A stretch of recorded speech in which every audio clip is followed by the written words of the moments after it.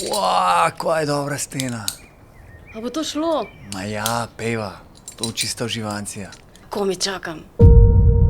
Živjo, moje ime je Miha in vi poslušate podcast V steni. Podcast Planinske zveze Slovenije. Skupaj z gosti se bomo podali na različne plezalne in gorske pustolovščine, podoživljali in delili močne in pristne zgodbe. Zdaj pa prvešte se na vrv, dvojno se preverite in stopite z nami v steno. Čaka vas avantura. Človek že stoletja zahaja v gore.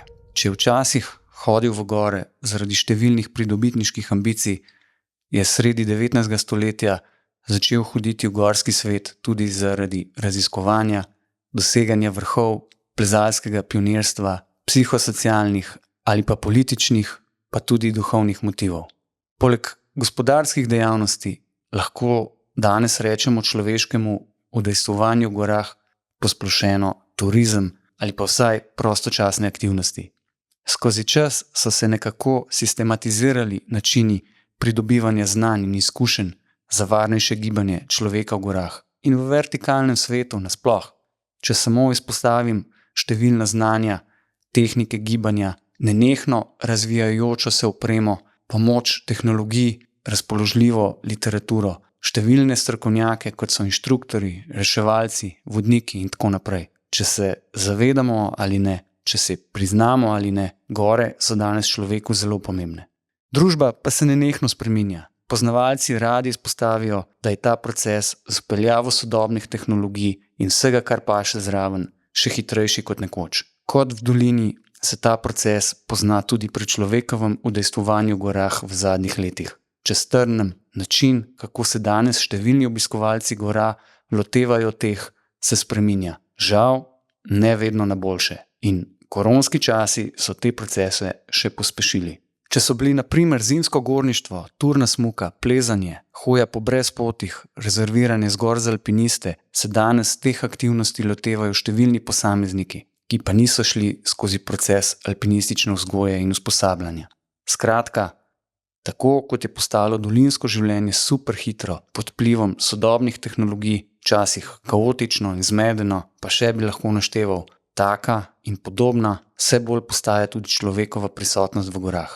O avanturah, pa o tistih pravih avanturah, o iluzijah, o pomenu gora za človeka, o sistemskih pomanjkljivostih, predvsem pa o varnosti ali nevarnosti v gorah, o novih trendih človekovega udejstvovanja v gorah, tudi o anomalijah in neumnostih, pa še o marsičem v tokratni epizodi našega podcasta Alpinista, izkušena, aktivna gorska reševalca ter človeka, katerih gore so življenjske sopotnice že od malih nog. Zgovorna, pozitivno kritična, polna izkušenj, Klemen Belhar in Matjaž Šerkezi. Živjo, fanta, kako sta kaj? Živjo, v redu. Danes se nahajamo v prostorih Planinske zveze Slovenije.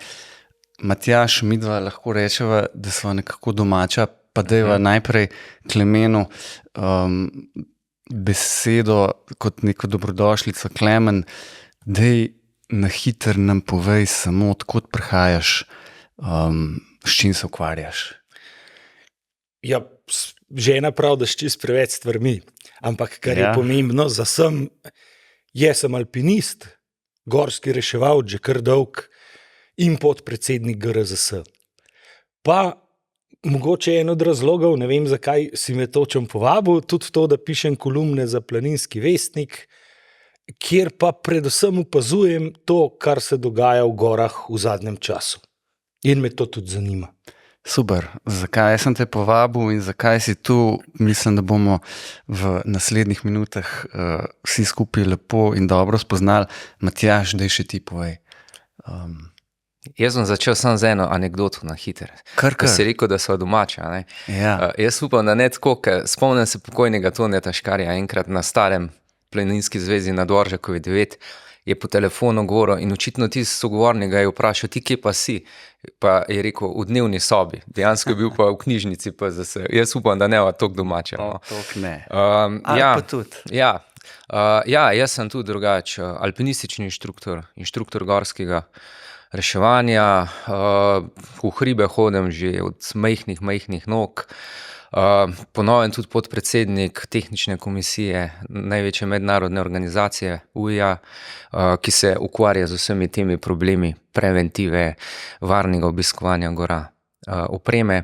Ja, pa tudi sam zelo rad predvsem berem in pa pišem kolumne za spletni portal metropolitan.si, kjer obravnavam različne tematike na temo gorništva, planinstva. No, zdaj bom pa še jaz eno anekdoto samo živel na hitro. Pri nas doma te imamo zelo tako na visokem položaju, zato ker si enkrat enega border collieja rešil v gorah. Mi imamo pa 3 doma in Matjaž je tisti, ki je collieja rešil. Ne? In to si zapisan zdaj za vse večne čase za ljubitelji border colliejev.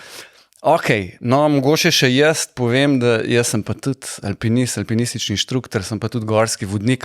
Skratka, vsi 3 smo veliko v gorah, poznamo to področje in danes se bomo ukvarjali z nekaj več temami, predvsem pa z človekom v gorah, z udejstvovanjem človeka v gorah in v končni fazi s tistim bistvenim elementom, ki pa se imenuje varnost. In veliko bomo o tem govorili na različne načine, iz različnih perspektiv, pa dajmo na začetek tisto neko osnovno vprašanje si postaviti, zakaj sploh ljudje hodimo v gore. Pa mogoče ne bomo toliko v podrobnosti, ampak kaj nam gore pravzaprav sploh predstavljajo, pomenijo in zakaj so tudi danes tako popularne. Kaj bi vidva rekla o tem?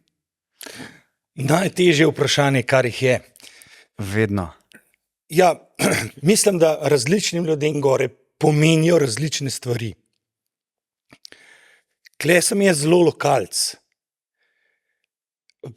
Tam čez doma v gorah zlezeš gor, zato ker te zanima, kako je tam, pa pogledaš dol. In jaz kamorkoli grem, zlezem gor, da pogledam dol. Zdaj, enim ljudem to pomeni šport, z tega pride alpinizem, zagotovo. Pomeni rekreacijo, pomeni to, da ljudje rečejo, da grejo v naravo. Je pa hecen, da zadnje čase je pa to zagotovo v gorah en segment ljudi, ki so, kako preko, če poslušaš kakšne alpiniste, ki so dosti dal skozi Himalajce in tako naprej, bodo redko govorili o tem, da gore osvajajo. Dosežejo vrh, preplezajo to, kakšen bo rekel, da ga je gora pustila na vrh. No, zdaj imamo pa veliko ljudi, ki pa osvajajo, jaz rečem, lokalne kucle. Ja. In se tako obnašajo tudi nekako malo osvajalsko. Tako da mislim, da se to spreminja. Ne, nazadnje so pa gore osvajali tudi prej, ne, sej teli veliki nacionalni projekti osvajanja gora, tam zgodne 20. stoletje ali pa prva polovica 20. stoletja so jih pa tudi hoteli osvajati. Tako da imamo različne motive, zakaj ljudje gredo v gore. Danes imamo še vse sorte ljudi, se pravi, eni se sprehajajo, eni plezajo, eni s padalom skačejo, eni se s kolesom vozijo, eni smučajo turno, eni freeride in pol se vsi tam srečujemo, vse več nas je in to pol ustvari eno zanimivo dinamiko. Ja, jaz se kar pridružujem temu mnenju, a ne, se tudi, če že pogledamo samo našo slovensko identiteto, ne, v preteklosti je nekako potekal v tem gorskem svetu ta narodno-osvobodilni boj za krepitve slovenskega jezika in položaja in vsega skupaj. No, tako da ja, gore so nek poligon vedno bile, nekih konfliktov, diskurzov in vsega skupaj. Ne. In tudi, če beremo neko staro literaturo, vidimo, da tudi med alpinisti so ves čas potekale neke vojne na medosebni ravni, kdo bo kaj splezel, kdo je boljši, kdo je iz Ljubljane, kdo je iz Kamnika in take stvari. In jaz tudi, če sam sebe pogledam, recimo tudi moja prezentacija gora, pa moje dojemanje gora se je skozi neka obdobja spremenilo od nekih, ne vem, otroških obiskovanj z žokanjem palic v mravlišča in takšne stvari, stvari, iskanje palčkov, potem do športnega plezanja, alpinizma, zgolj ti šport, tekmovalnost. In pa če pogledam danes, ko pač v ta svet zahajam zaradi nekega ljubega miru, ne več tist iskanja samega sebe, ampak lahko rečem tako, nafilati baterije, ne, pa predvsem umik od ljudi, ne, čeprav je danes pred tem množičnem obisku vedno to težje, ampak obstajajo še neki taki skriti kotički, ki jih morda jaz sam imenujem za bogove in izbrance. S kamer se lahko skriješ in iščeš samega sebe. So pa gore zagotovo tudi mistične in skrivnostne, če pogledamo po različnih družbah gorskih sveta, so za marsikatere narode tam v gorah preživljajo bogovi in so tudi svete gore. Mogoče je tudi to en izmed razlogov, da so gore tako privlačne in mistične, skrivnostne in tako naprej. A so res? Mislim, to se jaz sprašujem. Zagotov so, seveda, in so svete gore in so ene gore, ki so meni osebno svete. Ja. Tako. Samo jaz se sprašujem, koliko so danes ljudem res svete. Jaz mislim, da kaj pa vem, da se eni lotevajo tega z čist drugih vzgibov. Zdaj sem se spomnil nekaj hecenga, ampak prav tole premišljujem. Mislim, da gore so vse bolj tudi avantura. Avantura, ki je pa zelo priročna, zapakirana in tam na dosegu. Ker vidim, da ta množičen obisk ni tja, kamor je Matjaž prej rekel, neke oddaljene gore, pa kamor je res težko prideti, ne tako športno težko, ampak čas si moraš vzeti, moraš imeti ene izkušnje, malo tudi tvegati ali pa je preprosto daleč je. Malo me spominja na, enkrat sem prebral, da je porast teh tveganih vedenj v spolnih odnosih. In če pomislim, kaj vse v spolnosti tvegano, skozi moje oči se človek tam mal matra.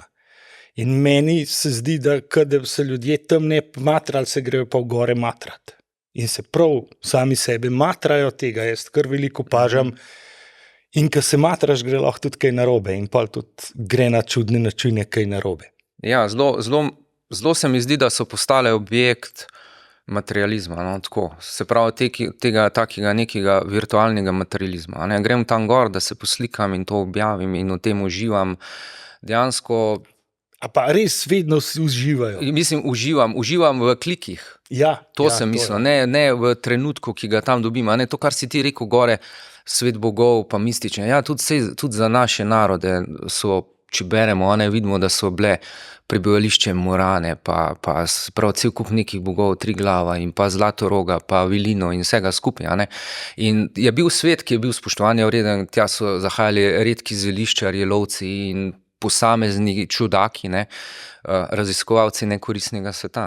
Seveda, z vsem tem, za to modernizacijo in za vsem skupaj je pa ta svet postal privlačen tudi za tiste, ki imajo v zadju nek hlepenenje po kapitalu, čisto, ampak po tem kapitalu, ko danes vsak hoče imeti najboljši avto, pa najboljši telefon, in mu seveda ta svet razmišljam v tej smeri, pomeni tudi to.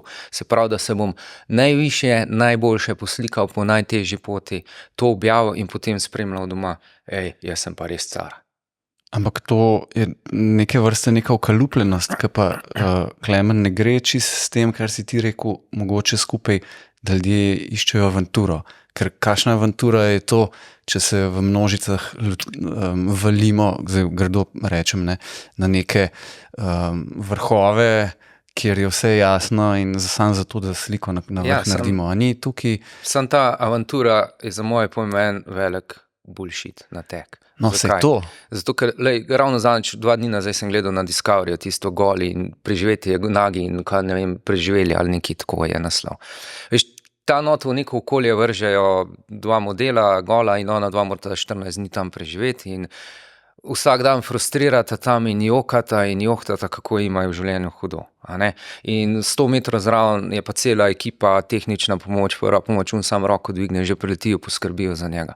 A ne? Tist real survivor, ne? Ki je ta prav, smo ga občutili mi na nekaterih odpravah po hribih, kot je res, lahko sam živ Bog pomaga, nihče drug. A ne? Ja, To je to. A ne? In jaz tudi danes rečem, ko Marzdor pol napiše tudi na svojem družbenem profilu, ja, boljš enkrat v življenju lev, kot pa vse življenje ovca. Ampak lev, ko je poškodovan, on tam umre, mu noben ne pomaga. Ne? Te naši levčki, ne, pa si pričakujejo pomoč gorskih reševalcev. Pa če bo 3 ure trajal, ne, da pridemo do njega, pa če ne v helikopterja, je pa že cela groza. Ja, a si lev? Smo v svetu, kjer prodajajo mikroaventure. Se pravi, kako za ljudi, ki so v pisarnah, narediti neko mikroaventuro tam na dvorišču korporativne stavbe. Nekaj, kar je zapakirano, pa kar se strinjam, ni ta prava avantura, pričara pa nek iluzijo te avanture. No, in to iluzijo ljudje iščejo. Nažalost. Ali pa na srečo, ker eni od teh pa, hvala Bogu, če bi se oni lotili pravih avantur, bi šlo pa res zelo narobe. Ker jaz sem zanč, a ne točno to, da sem rekel, kako smo mi res neumni, ne, kot reševalci, ne. Praktično smo prostovoljci, ne. Tam imamo pa eno ekipo, kako že goli in prestrašeni v hribe, ne, ki pa, ne vem, za eno aktivnost računajo po 400 evrov, ne, tako. Mislim, malo je absurdna situacija, ne, tako. Veš, kaj sem se jaz pri teh velikrat spraševal?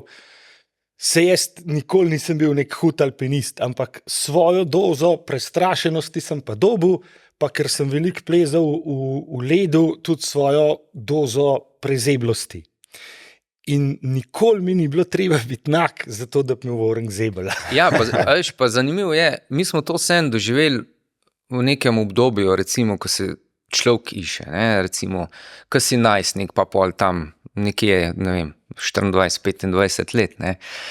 Jaz, če svoje otroke opazujem, sploh mlajšega sina, ko mu zdaj dogaja na polno, njim so take stvari malo dovoljene, ne, recimo, da to počnejo.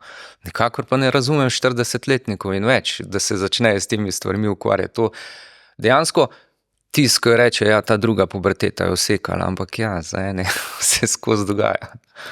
Bomo se mogoče še k temu malo vrnili, ampak imata tudi vidva mogoče občutek, da nam rekel, smo ljudje danes mogoče majčkeno zmedeni, kako se sploh lotevati gora. Ker v poplavi vseh teh bombardiranj na spletu predvsem, ne, to socialno mrežje, internet, te stvari nekako preplavijo, bom rekel, požrejo tiste ustaljene poti, ki jih pa v Sloveniji pravzaprav izvajamo že organizirano desetletja, ne, pravzaprav že več kot 100 let. Mi kar dobro vemo, kako recimo se lotiti gorništva, pa tudi to na različne načine izvajamo, ampak ljudje pa danes se mi zdi, da so malo zmedeni in potem se nekih hitrih receptov navzamejo in se lotevajo tako na ad hoc nekih stvari. Kaj menite o tem? Ja, tukaj ni ene posvečenosti, se pravi, da bi se jaz goram po svetu, niti ni tega, kaj jaz pravim lokalnost, tako, kot pravim Matjaž, od majhnega sem hodil v hribe, jaz se kam pa čem v Tržiču iti, jaz grem samo v hrib lahko, razen ven iz Tržiča in se tega organsko navadiš.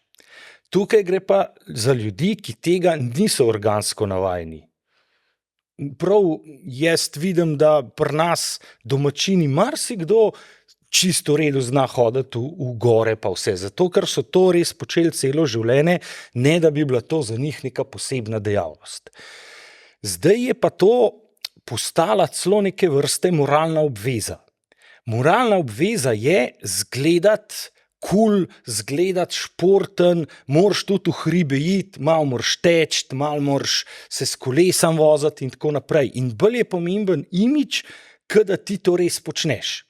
Zdaj, jaz, ki tudi kolesarim na specialki že nekaj časa, pa zdaj ne vem, kdaj sem začel, mogoče tudi pri 40 ali pri 35, pa sem prej kolesaril gorsko. in sem tega navajen, ampak zdaj jaz srečam ljudi, ki so toliko stari, kot jaz, se pravi cirka 50, se zdaj lotijo kolesariti, zato ker je to kao cool, je kar treba se nekako tega lotiti, to je zdaj naš narodni šport, 2 kolesarja imamo, ki sta tako in to je zelo lahko. Če imaš denar, greš, kupaš specialko, kupaš lepe drese, se oblečeš pa greš. Nič pa ti ni treba narediti na tem, da boš kaj res kolesaril, pa da boš v formi pa to. In eni do tega sploh ne pridejo. In v gorah je isto. Isto počnejo. Kupaš opremo, zgledaš v redu, imaš en imič, greš na izlet, ampak tam je pa navaren. To pa ni samo cesta, ni samo, da na bremzo pritisneš pa kličeš ženo, da te pride iskat, ampak moraš to odvoziti. In prav tista točka pa postane problematična. Pa če drugače rečem, dokler grejo na zelenico, je to še v redu, pa na Kriško goro, ko grejo pa na Begunjščico ali pa na Vrtačo ali pa še kam višji, tam nek se pa zaplete lahko. In to postane pol navarno. Pa še to je, da recimo ta družbena omrežja so vsakemu odprla svet, kjer lahko pridobiva informacije. Pač včasih je bil zemljevid, pa je bil vodnik. In ta vodnik je napisal nek strokovnjak, zemljevid enako. In to si pač lahko kupil v nekih specializiranih trgovinah. Danes imamo pa mrežje, portale, kjer krožijo informacije in kjer lahko vsak piše in vsak izraža svoje mnenje. In ljudje so tukaj, po mojem, tudi zgubljeni, tako kot si omenil, da teh informacij ne znajo prefiltrirati. Tako kot marsikdo v šoli med kupico knjig pač ne zna pravih informacij izluščiti za pozitiven test. In enako se dogaja tukaj. In seveda, drug absurd je pa, da so tisti, ki niso strokovno podkovani, z svojimi izjavami toliko bolj prodorni, ker se ves čas s tem ukvarjajo manj čas, kot pa ena Gorska reševalna zveza ali pa Planinska zveza Slovenije, ker pač moramo vsako informacijo, ki jo damo ven, pretehtati, da gre v pravo smer, da je strokovna, da ljudem da neke pač stvari za varnejši obisk gora. In tukaj so ljudje zmedeni. Ja, in vrljivo je. Vrljivo je, ne? Ja. Tam ena, ki se v pajkicah pa športem v modrčku slika na vrh gore in ima nek nasmeh in fajn zgleda in te res potegne tudi tebe, da bi šel tja pogledat, če si ženska, da bi tako zgledala kot ona, če si moški, da bi take tam srečal, ampak ti ne veš, ali ona res uživala v tem njenem izletu, ali je trpela, ampak gor se je pa slikala pa nasmihnila. To je ena vrljivost. Druga vrljivost je, da na snežaku prebereš, kako je en tam čez lahkoto burdov, pa ne pomisliš, da ta tip je ali mogoče tvega preveč, ali je zelo sposoben, ti pa tudi slučajen ni, samo on napiše, da je bilo lahko, pa dobre razmere, pa vse fajn, pa užival je. To še ne pomeni, da bo zate lahko, da boš ti užival, pa tako naprej. Lahko je to čist preveč tvegano. In te sodbe, ki jih mi dajemo na teh omrežjih iz sebe ven, se kako ne jih pa, so lahko za enega čist napačno jih razume. Čist napačno jih razume, a ne glih to. Zdaj bom še 2 zgodbe k temu dodal, ko si pač rekel ena dekalca na vrhu. Pred leti smo na družbenih omrežjih zasledili eno, ko se je v spodnjem perilu gor na bivaku pod skuto slikala.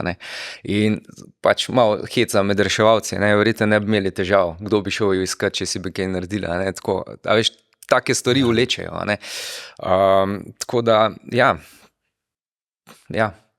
to je problem. No, plus, da je lastnost družbenih omrežij to, da vedno izmed slik, ki se jih na tisti turi naredi, se objavi tiste, ki so najlepše.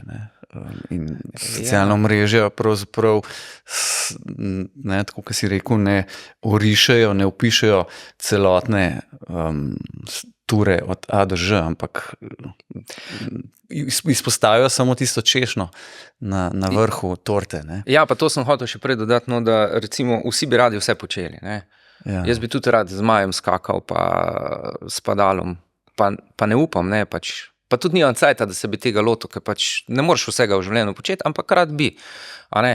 In jaz razumem, da bi vsi marsikdo rad v hribe šel, pač moraš te stvari početi in naštudirati. In tudi, vsi mislijo, če pastirji na veliki planini hodijo v coklah pa bosi, da lahko to vsi počnemo. Ne pozabi pa na njegov način življenja, katerega je imel. Tudi to, kar je Klemen povedal, od malih nog hodimo v hribe. Saj današnje generacije otrok, če jaz tam okrog Kamnika malo opazujem, koliko otrok se pa še igra zunaj. Vsi so pod neko kontrolo, ali vzgojno-varstvenih zavodov, kot so vrtci, šole, ali pa staršev in pa babic, ki stoji zraven, Bog ne daj, da bo padel, ali pa je cela drama, če si mal kolena po širfa, pa ga že pelje na urgenco, da se ne bo ukužil. No, to je zagotovo problem. Sam, v tem, kar si ravno kar omenil, vsi bi radi vse počeli. Ampak, če bi se ti lotil zdaj, omenil si zmajarstva, jaz se ne bi šel kar kupiti zmaj, pa bi šel gor na Kamniško sedlo, ne vem kam, pa bi se kar vrgel dol. Zato, ker to je dejavnost, ki je že sama po sebi zgleda nevarna. In planinstvo pa z našimi planinskimi potmi, ki so, bom rekel, dobro opremljene, koče so vse, ne daje tega občutka. Je zelo varljiv občutek nevarnosti. Ljudje se ne zavedajo, da sploh nevarnost obstaja. Jaz marsikdaj, ko grem v hribe, me je strah, priznam, ker vem, kaj vse se lahko naredi. Pa ne, da bi zdaj paničaril, pa hotel koga strašiti, ampak vem, glede na izkušnje, kaj vse je tam možno. Ljudje pa tega ne vidijo. Ker če ti nisi nekaj doživel, prebral o tem, pač ne veš, da lahko tam kamen dol pade, če greš pod steno. Pa da zdaj spomlad sploh rado dol leti, ko se ta sneg taja. Sej ravno nekaj nazaj pogledamo primer Jalovca, ko je Juri Jeršin objavil. Pa dokler gre, še nisi na uni točki. Mislim, zdaj sem se spomnil zgodbe dveh mojih znancev, kjer nista taka čist novodobna obiskovalca gora, ampak skoraj. Zdaj sta se spet lotila hoditi v hribe in kdaj se lotita preveč ambicioznih stvari. In enkrat sta tako rabila reševanje. In pok sem seveda ji sprašal, kako je to šlo. Ja, dokler je šlo. Ni bilo nič tacga, tudi ni bilo tako strašen. Ker naenkrat sta se pa znajdla v terenu, ki se enemu zdi nič strašen, nima pa popolnoma preveč, ampak to se je njima zgodilo kar naenkrat. In tam sta obstala in rabila reševalce. Ja, in tudi zanimivo, mi smo imeli primer enega reševanja, ki je pač ta pohodnik planinski, karkoli ga že imenujemo, zašel s poti. Dejansko tam ni bilo poti, en graben, pač je šel tam gor, čez ene dve kaskadi splezal in valjda se obstal, ni mogel ne naprej, ne nazaj. In pokliče GRS in mi smo vedeli, kje je in vse to in gremo tja. Ampak, ko pridemo do njega, ga dejansko na tisti točki ga ni bilo. Je bil više gor, nekako je zlezel više gor. In, ja, kaj pa delaš tam gor? Saj si rekel, da si tle, si točno vemo, ker toliko poznamo stvari. Je rekel, ja, sem tle sedel, pa ko sem še imel cajt, pa sem razmišljal, da si ne o tem mislil KKP s 3 pikami sem, da sem sam do sem lahko splezel. Tako. Imamo cel kup ljudi, in včasih se res vprašaš tako. Eno malo hudomušno vprašanje. Ziher se kdaj pol pogovarjate, da je koga imel, da bi s kakšno desnico zamahnil proti kakšnemu. Pa vem, da je to neumestno, ampak vsem bi se vrnil s tismo. Kako pa se vidva razlagata to, da zdaj bom skarikiral spet na tole tvoje zmajarstvo, ki si ga omenil. Če bi se ljudje lotevali recimo zmajarstva na tak način, kot se gorništva, kupimo opremo, pa kar gremo na Triglav ali kamorkoli, če bi si kupil zmaj, pa se spustil iz hriba dol, pa potem v sred nad Ljubljano, nad Kamnikom, smo na Kamniškem sedlu, začel razmišljati, kako bom pa zdaj pristavil. Ampak ljudje se tudi na tak način približno lotevajo gora. Ja, ne razmišljajo. Točno tako. Ni samo kritičnosti. Ja, ampak z majem se moraš ti vršiti iz nekje dol, ali pa bejš džam pomisel.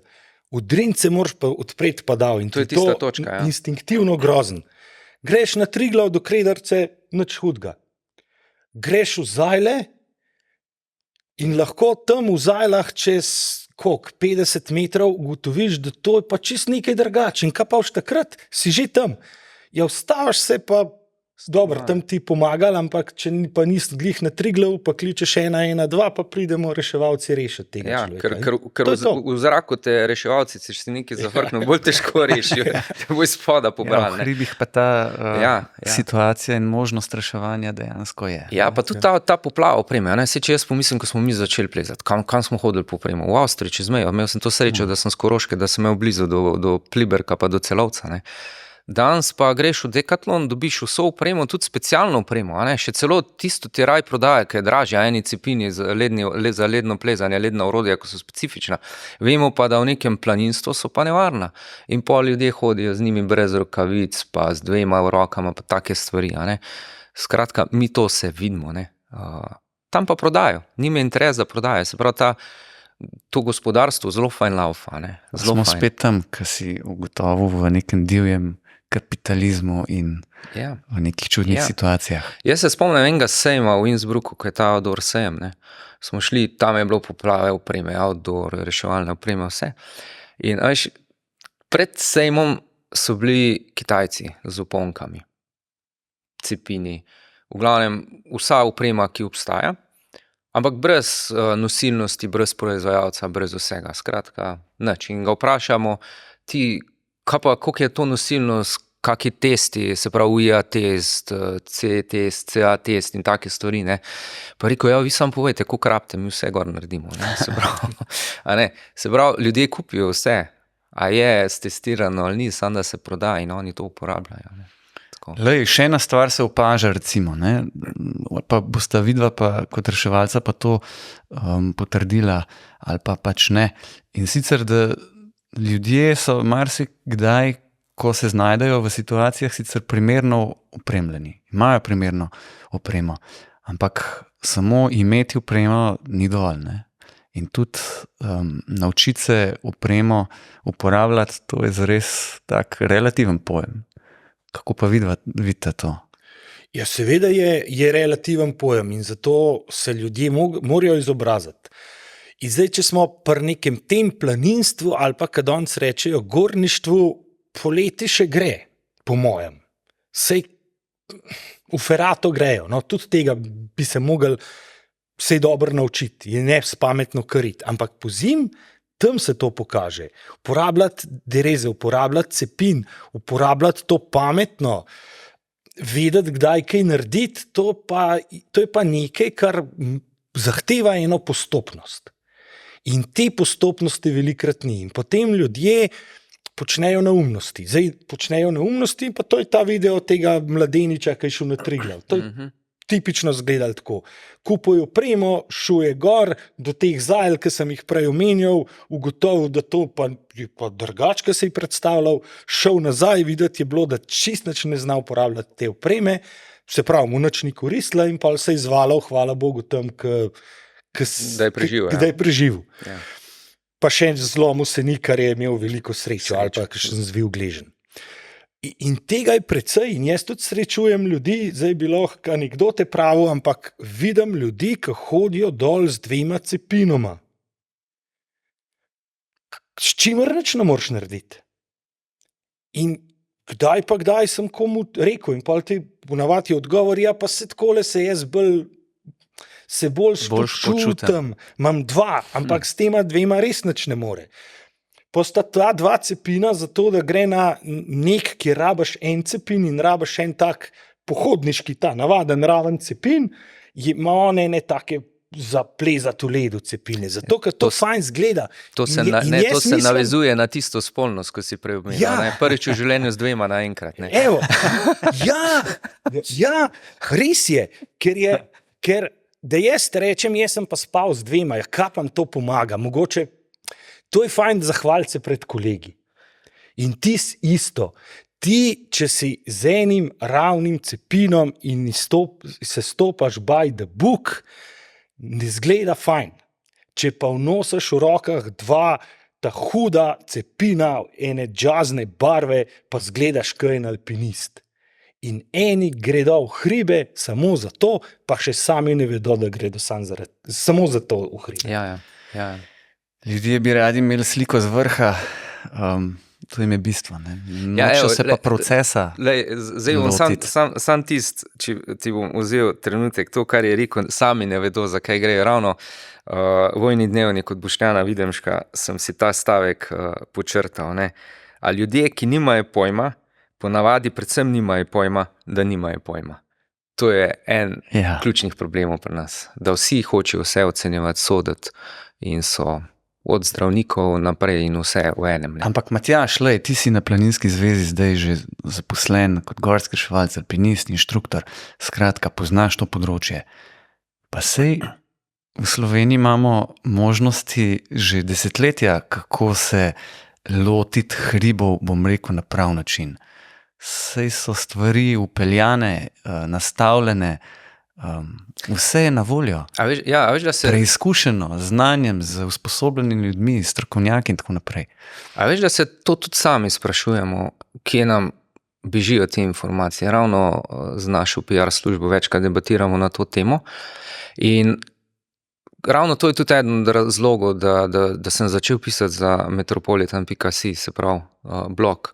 Kako prodreti v nek, bom rekel, časopis, neke digitalne medije, ki niso tipično planinski. A ne? To je zdaj tudi odgovor kolego reševalcu, ki je zanč to komentiral, kako hudiče pa Metropolitan dela na Facebook profilu Planinske zveze Slovenije. Se pravi, da pridemo do čim več ljudi, ki niti ne vedo, da Planinska zveza Slovenije obstaja.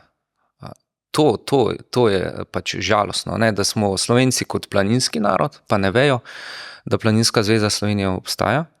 Pa to so tudi sklepno zanč govorila, ne?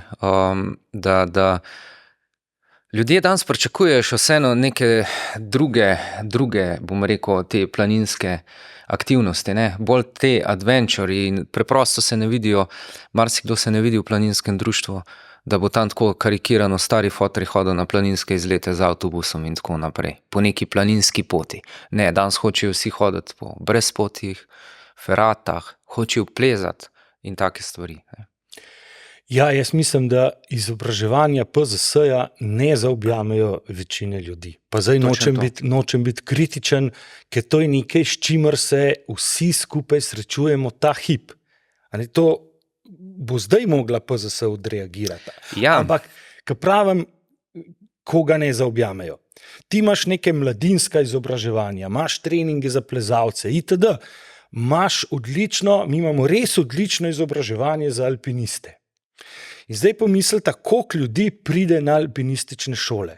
Pri nas se jih vpiše popolnoma, se pojavi vsako leto več ljudi in popolnoma preveč. Vem, da je na večini odsekov enako stanje. Torej je večini treba reči, ne sprejmemo vas v alpinistično šolo. 15 let nazaj ali pa 20 let nazaj smo skoraj prositi hoteli ljudi, naj se vpišejo. Zdaj jih je čist preveč. Reče se jim ne in kaj pa pol. In za teh ljudi je največ. Zdaj v Tržiču, jaz mislim, da je to kar tak svetozgled, mogoče mislim, da imajo še kje tako, je bila ustanovljena kot ena gorniška šola, kjer se jih znotraj društva usmerijo, sicer je to bolj komercialno, ampak v en program, ki je postopen in se počasi skozi leto, dve tega naučijo. Je pa tako malo atraktivno narejeno. No, in tak model bi te ljudi zajel. Trenutno jih pa ne. Pa so pa sami sebi prepuščeni in gredo na tečaje. Te tečaji so pa boljši ali pa slabši. V resnici ne vemo, kakšni so. Tako. In tukaj je tudi ta, da te ljudje, ki organizirajo neke tečaje, ne, in težava, da nimajo teh kompetenc, pa tega, so medijsko veliko bolj prodorni, veliko bolj mamljivi za nekega zunanjega uporabnika, kot pa recimo Planinska zveza Slovenije. In ta kritika Klemena je čist na mesto, tega se tudi zavedamo. Znotraj Planinske zveze Slovenije že, bom rekel, s prejšnjim vodstvom Planinske zveze se je skušalo to problematiko reševati pa nakazati z nekimi tečaji znotraj nekega, bom rekel, hčerinskega podjetja. Ampak takrat sama struktura Planinske zveze s temi meddruštvenimi odbori in skupščinami ni bila zrela še za to situacijo. Se pravi, ta poplava družbenih omrežij še ni bila tako močna. Ne? Zdaj, zmenjavo generacij, nas pa to že je kar dohitelo in nas že kar prehiteva. Ne? Tako da tukaj je reakcija Planinske zveze Slovenije zdaj pa akutna v tem smislu, tako kot pa slovensko zdravstvo skoraj ne. Ki počasi postaja kronična, verjetno, če se Ja, ne bo nič, kronična, ali pa ker bo so- postala taka, ker če ta- se ne bo nič spremenilo. Ja, ta maska v smislu promocije, kaj vse znajo mediji ponuditi, ne, oziroma ti ljudje, ki pač nekaj organizirajo, je bistveno bolj napredna od neke promocije iz leta enega planinskega društva, recimo. Sam lej, Matjaž, midva to iz stališča Komisije za alpinizem pri PZS pa dobro poznava, ne? Klemen, ti pa tudi verjetno iz tvojega lokalnega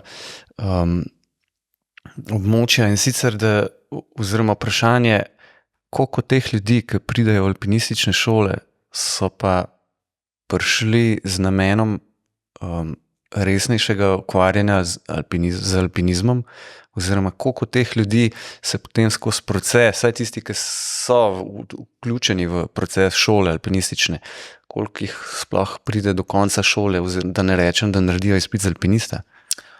Jaz mislim, zdaj, ja, ne morem reči zmeraj manj, ampak problem so zmeraj manj tistih, ki jih mi iščemo, se pravi mlajših. A ne? Alpinistične šole so na neki točki dosti poceni produkt napram gorskemu vodništvu. Dobiš cel paket, enih 10 tur, poleg tega še nekaj znanja, neko družbo, a ne, za razliko od ene ture z gorskim vodnikom, 240 €, če slovensko, govorim na pamet. Ne. Po drugi strani pa sam vidiš tudi, kaj se dogaja s slovenskim alpinizmom. Ne. To, kar smo nekako morda predvidevali tam po letu 2000, dejansko ne dobimo več teh mladih fantov in deklet, ki bi resnično bili posvečeni samo alpinizmu. Želijo si malo teč traile, malo bi frikali, se pravi športno plezali, malo bi še šli v alpinizem, malo bi šli v Himalajo, pa to ne je ravno preveč visoko, čim prej, da prideš do baze, da imaš tam ves komfort, malo poplezamo, če vreme ne je glih ugodno, gremo nazaj, ni šlo. Sam vidiš ta slovenski alpinizem, kako je. Plus, da je za vikend še kolo na vrsti, ob četrtkih pa basket s frendi. Četrtek pa basket s frendi, pa poleg tega bi pa še malo v plezalnem centru delal. Basket je tork. Ja. Ker vsi pa dobro vemo, da recimo, če smo zdaj se dotaknili alpinizma, pa ne bomo predolgo, da moraš vsaj enih 5 let resno posvetiti goram in plezanju in sebi. Prvič to. Da dobiš tisto minimalno pravzaprav znanje, usposobljenost, minimalne izkušnje. Jaz bi sam to še dodal, a ne, prvič to, ne, drugič pa tudi pol v gorski reševalni službi pač opažamo, ne, da zmeraj manj teh mladih fantov in deklet, ki si jih mi želimo. Ne. 40 let star pripravnik nam ne koristi v GRS, preden ga bomo naredili, bo že za v penzijo, ne, čistko. Ne. Rabimo pač mlade fante in dekleta, se pravi stare, 20 let, 21, 22, se pravi gajsne, ne. Tega pa zelo ni več in starostna struktura se viša in je to kar resen signal. Ja, dogajanje zadnjih let, po moje, na večini odsekov. 65 se jih pojav na uvoden sestank, ene 45 je treba reči ne, ene 20 jih začne alpinistično šolo, ene 5 jih hiter odpade, ker rečejo, zakaj vi mene ne vodite naokoli. To so te, ki sploh nimajo namena biti alpinisti, ampak mislijo, da jih bo eden vodil. Ostane jih ene 15, ene od teh 15, ene 10 so to, kar ti zdaj opisuješ, malo prestari, malo jih niti ne zanima, vse bi malo počeli, pol na koncu jih ene 5, od teh 5 pa pol ene 3 naredijo, postanejo alpinisti. In zdaj se sprašujemo prav zares, zakaj ne vzeli teh 5, pa se z njimi ukvarjali, ker če bi vzeli samo teh 5, bi jih verjetno teh 5 postali alpinistov. In imeli bi druge standarde. In zdaj še nekaj rad povedal, zdaj ne dolgo nazaj, sem bil na odsekomu, kakor enemu vikendu v Paklenici in sem bil kar tako mal zgrožen. Ker sem bil jaz mulo pa začenal svojo pot, prva smer, ker sem šel plezati, je bila Mosoraška, druga je bila Velibitaška. Noben sploh v ničemer drugem ni razmišljal. Ko sem hodil skozi leta v Paklenico, mi smo se tam šel si plezati kakšen klin ali pa kaj tacga, pogovarjali smo se v unih 7 majkah, pa 7 bekah čez celo steno, kar smo tudi kdaj šli, in to nas je zanimalo. Pa to zanimale so nas smeri, ki jih nismo šli, une, res ta težke. Danes jih pa zanima, a bi šli v 4C, a bi šli v 5A, a 5B, pa sva šla v Watersong, pa nisva upala do konca, pa sva ven zavila.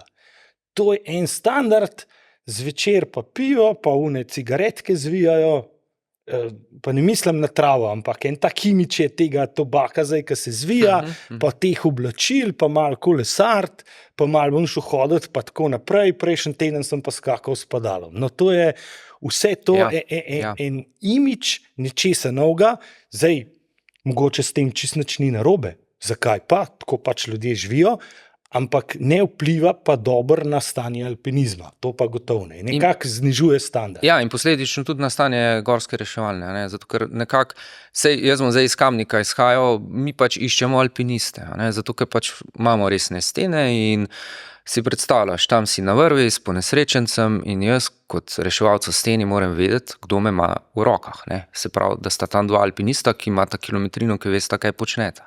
Da ne nekdo, ki si je želel GRS, pa je morda, ne vem, gobar ali pa karkoli, ampak je imel neke veze in je prišel v GRS. Takih se izogibamo. Ne? Mi iščemo ljudi s kilometrino, znanjem. In stare do 32. Ja. Toliko da ko ga usposobiš, da ga še imajo neki cajt, ne, da boš mu zgolj zavarovanje za kolene plačeval. Se pravi, se nakazujejo v prihodnosti problemi na tem področju. So že nakazani. So že tu. Ja, seveda, problem je pa zlasti tam, kjer je ljudi malo. Ja. Pomislite, se to je povezano tako z nekimi časi, ki prinašajo nove stvari, da zdaj mlad pa živiš v Kranjski gori ali pa v Bohinju in ne podeduješ hiše in moraš kupiti nepremičnino za to, da boš tam živel. Ne moreš. Če nisi bogat, ne moreš. Se pravi, mladi z teh krajev grejo, vse manj jih je v alpinizmu, vse manj je pa tudi materijala za reševalce. Mislim, da v Ljubljani ni nobenega problema, pa v Kranju tudi ne, pa verjetno v Kamenih tudi ne, pa v Tržiču tudi ne, ponekod pa zares. Ja, pa mladi morajo tudi, ko grejo študirati, ne, tudi starši, danes je druga struktura, ne, tudi starši morda nekateri ne morejo skozi in plačevati stanovanja v Ljubljani, recimo. Pač delajo in si sami plačujejo stvari in seveda ni več toliko časa za alpinizem. Malo se mi čas zdi, da se vračamo tako v čase, ko recimo smo se pogovarjali v Nepalu, v šoli v Nepalu, ne, smo rekli, pa se to je brez veze, tle, oni pač to počnejo zgolj za biznis. Ne, tam dejansko še 15 let nazaj ni bilo ljubiteljskih plezalcev med šerpami. Rekli pa smo, takrat vem, da so se Škarjo pa s Polakom pogovarjali, da ko bo nimal standard zrasto, se pravi, da bo imeli denar za neko osnovno življenje, bo pa ta del tudi postal ljubiteljski. In točno to se je zgodilo čez nekaj let. Tam par fantov, ki so bili takrat v naši šoli, v Manangu, te stvari zdaj gojijo ljubiteljsko. Se pravi, gre plezati za vikend zaradi svoj luš, ne več za denar. Pri nas pa glih nekako ta družba, ta kapitalizem, rast cen, vsa dogajanja politično nas je pregnal kontra, se pravi, kolo je okroglo, tisti tibetanski pregovor in vedno, odvisno je predvsem, kako se vrti, kako je velik, s kako hitrostjo vedno pride okrog.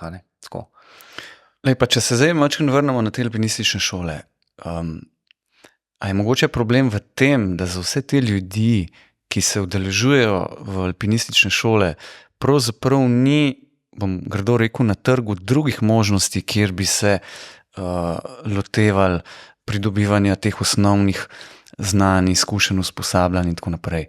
In potem pač pridejo na alpinistične šole, ker nimajo kam drugam. Ker če je, recimo, omenil si gorske vodnike, če so gorski vodniki edina alternativa tem ustaljenim procesom usposabljanja prek Planinski zvezi, gorskih vodnikov je zelo malo organizirajo, glede na število ljudi, ki bi se ukvarjali z vsem, prej si rekel, gorništvom, kamor zdaj praktično tlačimo vse noter. Kam zdaj vse te ljudi poslati? Kakšne možnosti imajo? Jaz bom tukaj besedo prepustil Klemnu, ker sam sem pač kontaminiran kot zaposleni na Planinski zvezi Slovenije, sva pa s Klemnom glede tega govorila, pa mi je njegova ideja zelo všeč. Ja, kar se kaže, je to, da je potreba po tem izobraževanju izjemno velika. In gorski vodniki ne morete vseh ljudi odvoditi, ne morete jih izobraziti. Zdaj jaz razumem, zadnjič, ko je bila ta primer na Mojstrovki, pa revolt, rečemo, enih gorskih vodnikov, češ kdo jih je vodil, seveda, saj tu treba imeti neke meje, pa spoštovati zakon in vse, ampak ne morete podelati. Ko pridemo do teh izobraževanj, je tega toliko, da ti, ki počnejo to komercialno, ne morejo tega obdelati. Če gremo zdaj v Dolomite, meni so Dolomiti strašno všeč, rad grem tja, ampak so zabasani. Jaz upam staviti s komarkoli, karkoli, da čez 5 let bo v Sloveniji približno tako. To pomeni, že zdaj se ljudi, ki bi šli radi, ne plezati v Triglav, ampak sam na eno goro jih v Sloveniji že zdaj preveč, da bi jih obdelali. Zdaj jih bo še več. In trenutno nimamo kadra v državi, da bi vse to obdelal. In zdaj moramo nekaj narediti. Zdaj ena ideja je, da prav bi naredili en program, ki bi tudi reševalcem pokazal eno, ker imamo pa dosti znanja, da bi nekaterim, ki bi se za to odločili, omogočil pot, da postanejo planinski vodniki. In jaz mislim, da bi si vsi skupaj mogli to res naliti čistega vina, pogledati, kakšne so potrebe, da bi mogla država sodelovati, Ministrstvo za gospodarstvo, to prepoznati kot en tak del turističnega produkta, ki ga mi prodajamo, sam ga v resnici pol ne ponudimo, in se odločiti, koliko teh ljudi rabimo. Jaz sem bil večkrat v Gruziji, tam so to svojo potrebo, se vidi, kako so jo šli zadovoljiti. Videli so, da rabijo vodnike in da rabijo vodnike, ki so izobraženi in so veliko vložili v to, da so izobrazili zelo hitro prav gorske vodnike. Se pravi, plačali so in šolanje v Franciji. Do te mere, da jih zdaj lahko izobražujejo sami, z vsemi licencami in tako naprej. Ampak potrebo imajo, mi jo imamo tudi in tukaj ne naredimo dovolj. Lep pregovor pravi, kjer se tepeta dva, tretji dobiček ima. In to je bila ena večjih napak v preteklosti, ki se je v planinski organizaciji naredila, je to, da se je ločila, se pravi, da so se ločili gorski vodniki iz Planinske zveze Slovenije in pa gorska reševalna služba iz Planinske zveze Slovenije. Danes imamo še tudi Vimla vodnike, ki dejansko v Sloveniji nimajo trenutno pravne podlage, obstajajo pa. In seveda, dejansko pa tukaj smo, rekel, eni in isti ljudje. Če že nas pogledaš, gorski vodnik, alpinistični inštruktor, gorski reševalec, ena oseba z različnimi funkcijami. In potem se bom kot gorski reševalec kregal s Planinsko zvezo Slovenije, pa z unim vodnikom, pa take stvari. Ni logike. Se pravi, vse to pa drugi izkoriščajo, ja, oni se ne točejo med sabo, mi bomo pa lepo po svoje posel pelali. Skratka, mi se moramo kot ceh povezati in nastopiti proti nelojalni konkurenci, pa državi dati vedeti, da nas ima, da delamo dobro, da delamo kvalitetno in da nas ne izkoristi v tej smeri. In od tam naprej postaviti jasne meje. In jasne meje postaviti, da do tega ne pride. In to so ta sodelovanja. Tudi Planinska zveza Slovenije sodeluje s fakulteto za šport, kjer so diplomanti lahko pridejo tudi do naziva planinski vodnik, če je šel čez nek program.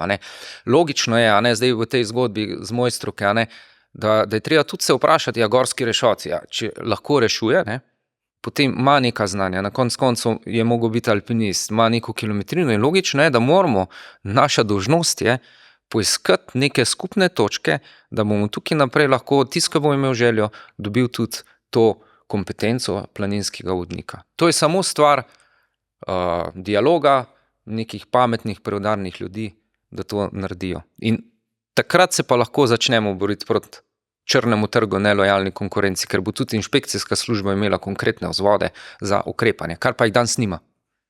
Ja, problem je verjetno tudi v tem, da država z ustreznimi službami je vprašanje, če se sploh razume, kaj se, bom rekel, zunaj dogaja. Iskreno, še jaz včasih, ko sem zaposlen na Planinski zvezi, moram gledati kakšne stvari, ker jih sam ne razumem. Kaj šele nek uradnik, ki niti v hribe ne hodi. Absolutno. Ja, tudi mislim, da ne razumejo, da ko ponujajo in to mi ponujamo, lepe slikce, gora, Soče, vsega tega, da s tem prodajamo te gore, nimamo pa do konca urejeno. Nimamo. Ja. In tudi, naprimer, za gorsko vodništvo, mi gorskega vodništva v Sloveniji ne prodajamo kot turistični produkt in bi ga morali že samo zato, zaradi vidika varnosti. In zdaj mnogi gorski vodniki delate ali pa delajo v tujini. Hkrati jih porabimo v Sloveniji in je posla klele, kakor ga hočemo, res pa, da ni tako atraktiven, kot v Šamoniju. To je dobro in to se ljudje odločijo sami zase. Način dela je absolutno drugačen. Problem, vsej gorski vodniki je tisti, ki se najbolj izpostavljajo zaradi področja nelojalne konkurence. Problem postaja tam, kjer kdorkoli drugi na tem področju pravzaprav presega svoje kompetence. To je problem. Tisto, kar si ti prej govoril, da rabimo nove platforme, da bomo podelali, če grdo rečem, tisto, kar se na trgu zdaj pojavlja, ker očitno v Sloveniji se vsi ugotavljamo, kakšna povpraševanja so na eni strani in kakšni so možnosti, da je potem človeškega kapitala, da bi to, spet grdo rekel, podelal. Ja, pa tudi, tukaj vidim Slovenija je zelo dober turistični produkt, tako, generalno gledano in tudi ga dobro prodajajo, se pravi Slovenska turistična organizacija ga dobro promovira, hkrati pa ne promovira te varnosti v gorah, zraven vključno s tem in zadnje 2 leti jaz tudi opozarjam na to, da turistični informacijski centri, ki so ravno v času glavne planinske sezone, strokovni delavci grejo na dopuste, tam so dijaki, študentje, ki nimajo prave podlage za podajanje informacij. In tukaj se bo treba bo nekaj spremeniti. Tudi, oskrbnik koče ne more iti na dopust julija, avgusta, takrat, ko je ne več obiskovalcev. Tudi gorski vodniki delate takrat. Tukaj mora biti neka ta zdrava pamet, če hočemo nekaj promovirati, pa nekaj dajati, vsi skupaj. In potem pa seveda tudi informacije oziroma podajanje te neke promocije so včasih napačne strani turističnih informacijskih centrov. Jaz ravno, če spet gledam Kamnik, pa ta famozni bivak pod Skuto, enkrat ena fotografija, neke dekelce gor, brez nahrbtnika, brez čelade, primerne obutve. Preprosto, tak način je neprimeren. To je tako, ko bi, po cesti vozili neprevezani v avto po naselju 100, tam, kaj je znak 50. Ja, meni niti jasen, kako jim očitno, ali pa ne vem kaj, a jim ni jasen, da se turizem sel iz morja v gore, kar ni nekaj, kar sem jaz pogruntal, ampak je to jasno zapisan, raziskan in vse turističen trend, in da če se sel iz morja v gore, kaj zdaj to pomeni v gorah, kako smo to šli? Na morju vemo, tam Portorož, nam je jasen, plaža pa to. Kako pa v gorah se turizem, nam pa ni čist jasen, ali pa nam je, turistični organizaciji ni jasen in nič ne naredijo na tem, da bi zelo dolgoročne. In tudi, ko smo za njih pripravili seminar, jaz bom izpostavil primer dobre prakse sodelovanja GRS pa Kamnik, TIC Kamnik, kjer smo naredili seminar za njihove strokovne sodelavce, delavce tam v varnejšem obiskovanju gora. In je bila razlika kasneje, jaz vidim v to, ampak ko smo ga pa hoteli narediti generalno za Slovenijo, objavili razpis, sta se pa iz cele Slovenije samo 2 prijavila. In smo ga poklicali, ker je bilo nesmiselno za 2 to delati. V Sloveniji pa poplava turizma. In to so stvari ravno tako, kot mi kot reševalci se moramo skozi izobraževati, ne glede na to, koliko imaš kilometrine, vsak let obnoviš znanje preko licenc. Tudi oni bi mogli to znanje obnoviti. Enako kot vsi planinci, ki kupijo opremo. Recimo nekaj, kar se je res zgodilo. Se pravi, nekdo, ki spi v Ljubljani, turist, gre gledati Loški grad, gre Memtica v Škofji Loki in vpraša noter, kako bi šel jaz jutri na Triglav. Kako ta človek, ki je v Ticu, temu odreagira, pa kaj mu pove. Zdaj, v tej moji zgodbi se je to končalo dobro, ker je naletel na nekoga, ki je tam delal in je bil, da rečemo, izkušen planinc. Če pa nekoga, ki se mu to niti ne sanja, pa ne vem kaj, ali bo rekel ne vem, ali mu bo dal prospekt, ali mu bo rekel, peleš se vrata pa greš gor in Bog ve, kako se tega. A ne, ker ravno tukaj je razlika, recimo, pridejo na planinsko zvezo, zdaj bojo začeli hoditi, ja, kako pridem na Triglav, ne. In tukaj je pač razlika, recimo, kako planinska zveza postopa tukaj, ali pa neka, ne vem, trgovina ali pa nek center tam. Ko pride pač do nas, mi vedno vprašamo, ja, kakšne so pa tvoje izkušnje, kje si že zdaj bil, a ne, mi bi mu lahko sam prodali vodnik, pa zemljevid, zaslužili smo, nas videnje nisi več naš problem, ne. Se pravi, z parketa ga preselimo k keramičarju, ne.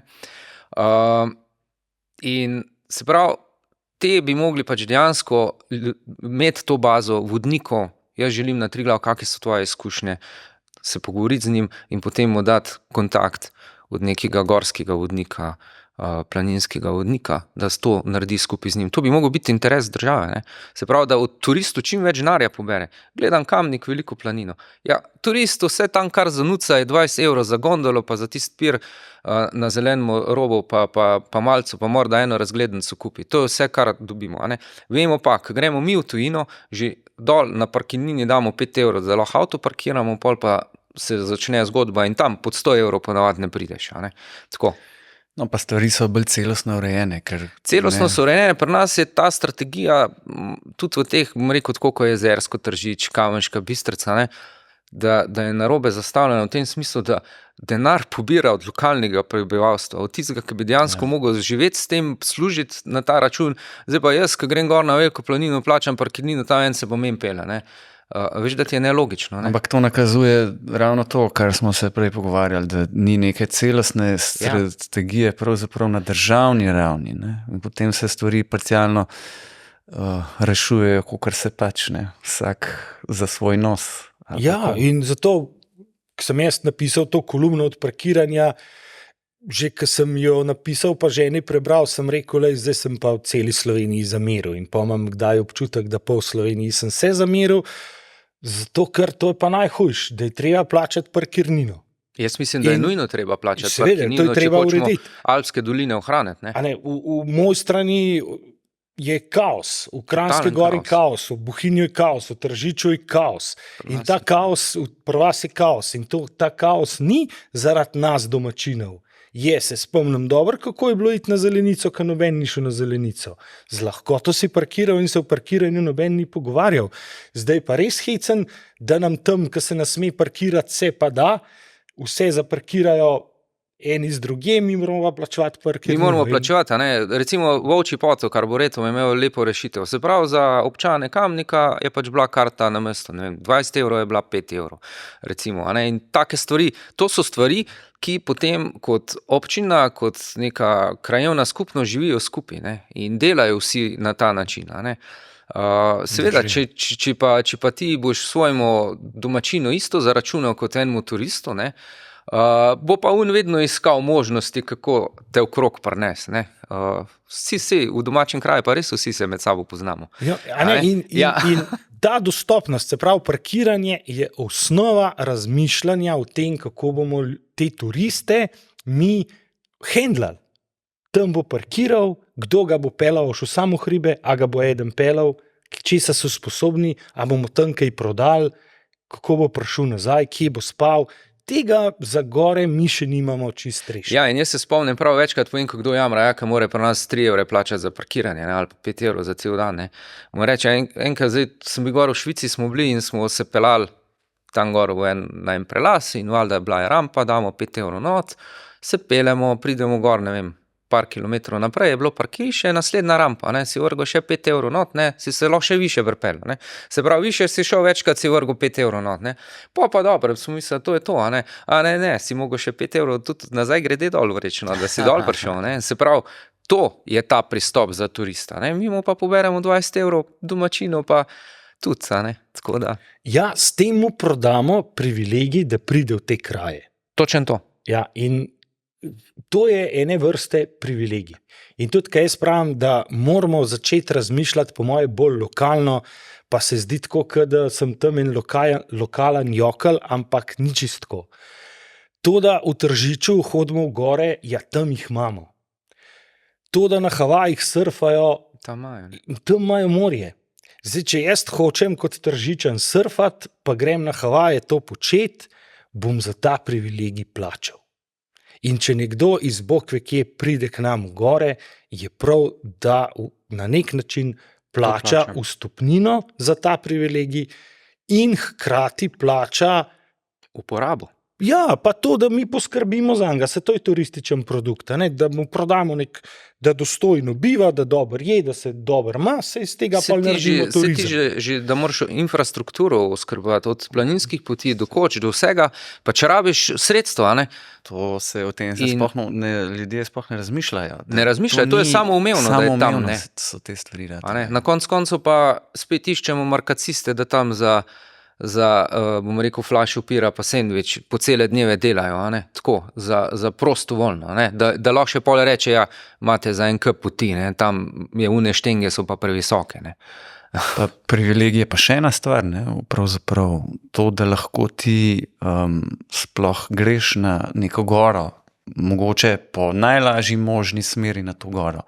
Da ne rečem, da greš kaj splezati, ki je še večji privilegij, ki si ga moš pravzaprav zaslužiti, ne?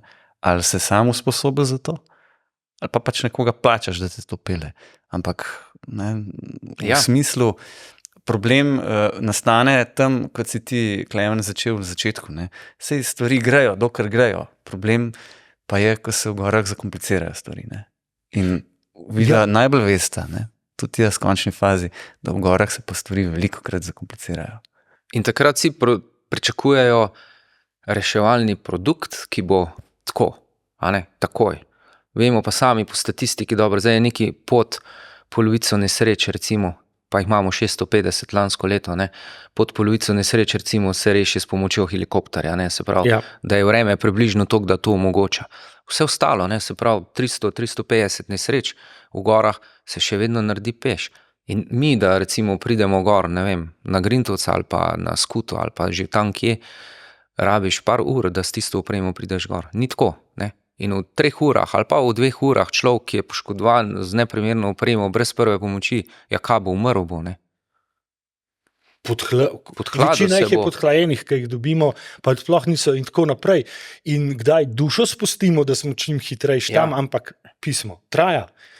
Pa tudi danes ta starostna struktura, ne, se kaže, da vedno več ljudje pač, ja, se pravi, prebivalstvo postaja vedno starejše, ampak vedno bolj tudi je aktivno in seveda marsikdo zanemari bolezni, ki so v dolinah, čisto normalno obvladljive s pomočjo zdravil in vsega skupaj. Gorski svet je pa spet posebnost, fizični napor, psihični napor, dehidracija, vročina, vedno več je v porastu srčnih kapi, sladkornih bolezni, se pravi, takih bolezenskih težav, ki pa se v gorskem svetu zaradi vseh teh dejavnikov lahko akutno hitro poslabšajo, postanejo neobvladljive in preden, da mi pridemo do njih, tak človek preprosto umre.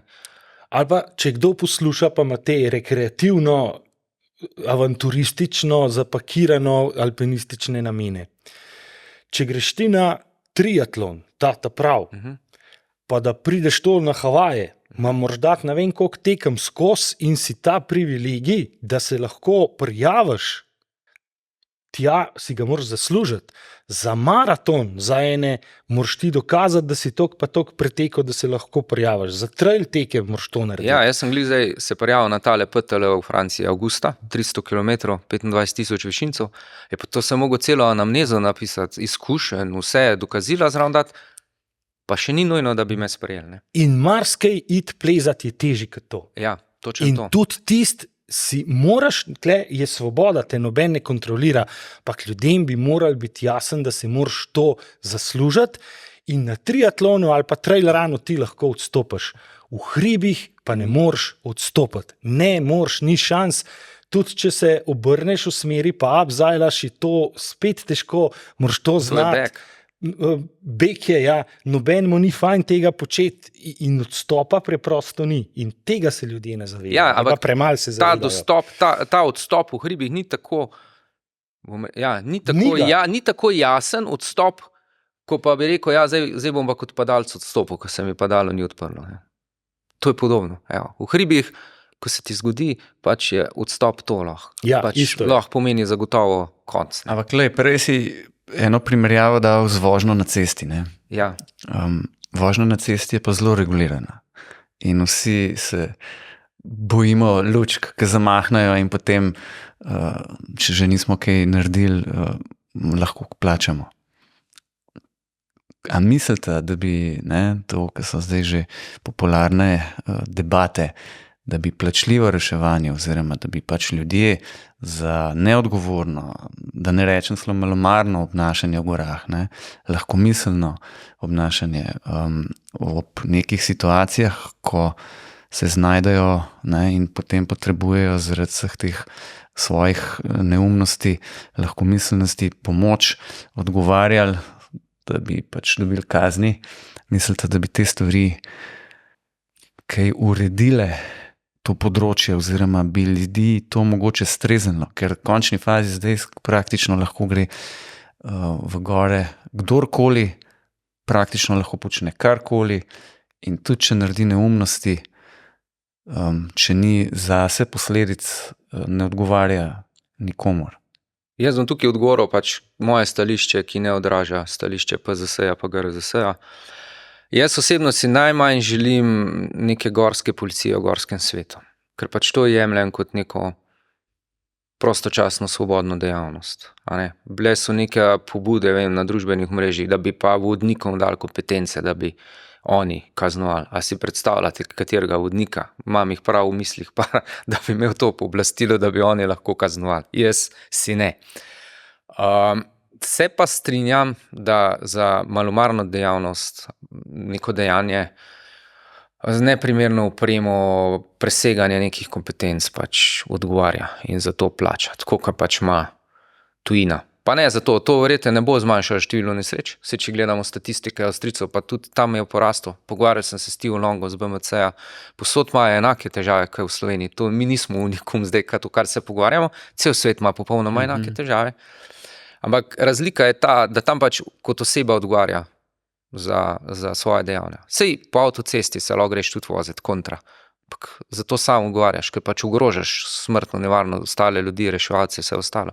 In isto sem mnenja, da bi moglo biti za gorski svet, s tem, da tukaj ne bi odkril tople vode. Jaz bi pač vzel nek primer, recimo od Avstrijcev, kjer pač so zada možnosti zavarovanja, hkrati pa te odgovornosti. Sploh pa zdaj vse v začetni fazi za tujce. Zame je pač nesprejemljivo, da množično rešujemo tujce, oziroma to ni skoraj več reševanje, jaz ga jemljem kot skoraj gorsko vodništvo. On je pač zarinil gor v hrib, pa smo ga pa šli iskat, ga na kratko vrv prevezali, pa dol prepeljali, ker ni mogel sam dol. To je gorsko vodništvo in take stvari bi mogli zaračunati.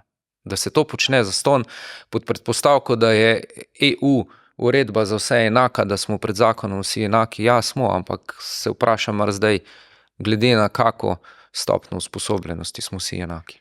Ja, dvoje treba ločiti. Eno je kaznovanje, eno je pa zaračunavanje akcij. Zdaj, če hočemo zaračunavati akcije, jih moramo vsem. In to ni odločitev ne PZS, teh organizacij, planinskih GRS ali kaj podobnega, ampak je odločitev države. Da bo tako to uredila in bo država, ki financira gorsko reševanje, to tudi zaračunavala. Ko se to zgodi, je treba zaračunati vsem. Druga stvar je pa kaznovanje. Jaz sem za to kaznovanje, pa se strinjam z Matjažem, jaz si ne predstavljam, da hodijo policaji po gorah, pa gledajo pod noge, pa pišejo kazni, tako kot za zimske gume, ampak da če pride do nesreče in je tam, to pa zdaj izziv za pravnike, da to pravno uredijo, ampak če se izkaže, da je bil storjen prekršek, da mu takrat napišejo kazen za ta prekršek ali kaznivo dejanje. Tako. Ja, spet je treba vložiti v izvedenca, se pravi pravnika, planinske stroke, ki bo to področje poznal. Ja, pri prometu tudi, pri prometu so stvari jasno urejene. Če greš ti pri 50 omejitvi 60, pa te pomer z radarjem ti bo dal kazen. Ne rab se nič dokazovati, je to. In jaz bi si obetal tako enostavnost. Ja. Ne, da gre to na sodišče, ampak da se preprosto izda neka kazen, ki pa ni zdaj na 1000 evrov, ampak kazen, ki je lahko 100 evrov, 200 evrov, 400 evrov s polovičko kapacitete. Jaz mislim, da je že 20 evrov za marskoga dosti. Tako, če gleda, sam da pač vsak zato odgovarja, če je ravno malomarno, ker tudi mi kot strokovni kadri, si ti kot gorski vodnik moraš poskrbeti za gosta, si odgovoren za njega in si tudi kazensko odgovoren. Ne? In še nekaj moramo urediti, kar je pa povezan s trajnostjo in je povezan z obremenitvijo pa z menedžmentom obiskovalcev. Sej, tako kot so na Mont Blanc omejili obisk, se moramo vprašati, a ponekod ne pomejili obiska, zlasti na Triglav, in se vprašati, kako bi to naredili in s tem bi tudi povečali varnost. No. Ja, vsekakor, jaz sem tudi za to in to podpiram, se pravi, da se omeji obisk alpskih dolin in vrhov, sploh tam, ko je neka množična stvar in te stvari tudi skušati nekako razpršiti po Sloveniji. A ne? In tudi z dvigom cen bomo marskoga. Mi se ne smemo jeti množičnega turizma, no? Moje mnenje osebno. Mi se moramo jeti butični turizem. A ne? Naš glavni primarni cilj mora biti ohranjanje prvobitnega okolja in pa življenja z lokalnim prebivalstvom. In znotraj tega okolja pa spustimo posameznike kot turiste, ampak dejansko naj za to plačajo. In to veliko plačajo. Če hočejo okusiti to lepoto, v kateri jaz živim, s katero jaz živim, v kateri delujem in investiram v njo. No, v Mont Blancu se spomnim, sem bral, da je to odločitev, da bo res prišlo do omejitve, pa tudi do nekih kazni, če to kršiš, sodo izbil dno, to, da je en Polak nesel na vrh Mont Blanca tole napravo za veslati. Ne vem zakaj, nekaj je imel eno svojo osebno zgodbo, to je nesel na vrh Mont Blanca, nazaj pa tega ni mogel nesti in jo je pustil tam. Ampak skozi življenje, kaj smo, z mopedi so šli na Triglav, s harmonikam hodijo, ne vem kaj, no to so početja, ki so zelo tvegana, zelo obremenjujoča za okolje, ki tja ne sodijo, marsikaj pridejo tja pa ljudje, ki tega niso vešči in te omejitve bi bile dobrodošle. Ja, ali če se spomnim, ker sem bil v enem narodnem parku v Grčiji, Samarija, to je neka soteska v Kreti, tam lahko samo po poti hodiš, pa čist nič ne smeš, imajo strašno zavarovanga in ni točke, kjer te ne bi videl nek paznik oborožen, prav oborožen s puško. Zato, ker je tudi obremenjeno in zato ljudem tam nič ne pustijo. Meni to ni všeč, to je kar malo tako zoprno, ampak to so morali narediti, če hočejo doseči to, da ljudje tam ne odmetavajo čikov, ne puščajo odpadkov in podobno. In tudi to je ena taka pomembna vprašanje, ki se ga sploh še ne znamo vprašati. Se tudi za Triglav, če gleda, ja, Triglav je nekako žrtvovan pri nas za te stvari in te, za moje pojme, res budalaščine, ne, z frajtonarcami in z vsem na vrh in z mopedi in z ne vem čem, ne, to pač v gore ne sodi. To stvar bi že čisto enostavno lahko rešili, da bi od Kredarca do vrha pač tiste klenice pa stope dol zmetali in dejansko ne grejo gor tisti, ki imajo neko spremstvo. Te ideje so bile. Ne vem, a se s tem strinjam ali ne, pač bile so nakazane rešitve. Skratka, rešitve so. Treba jih je narediti pa sprejeti, predvsem v smislu ohranjanja okolja. Vedno več nas je, se pravi ljudje, kot najbolj invazivna vrsta se množimo, ne?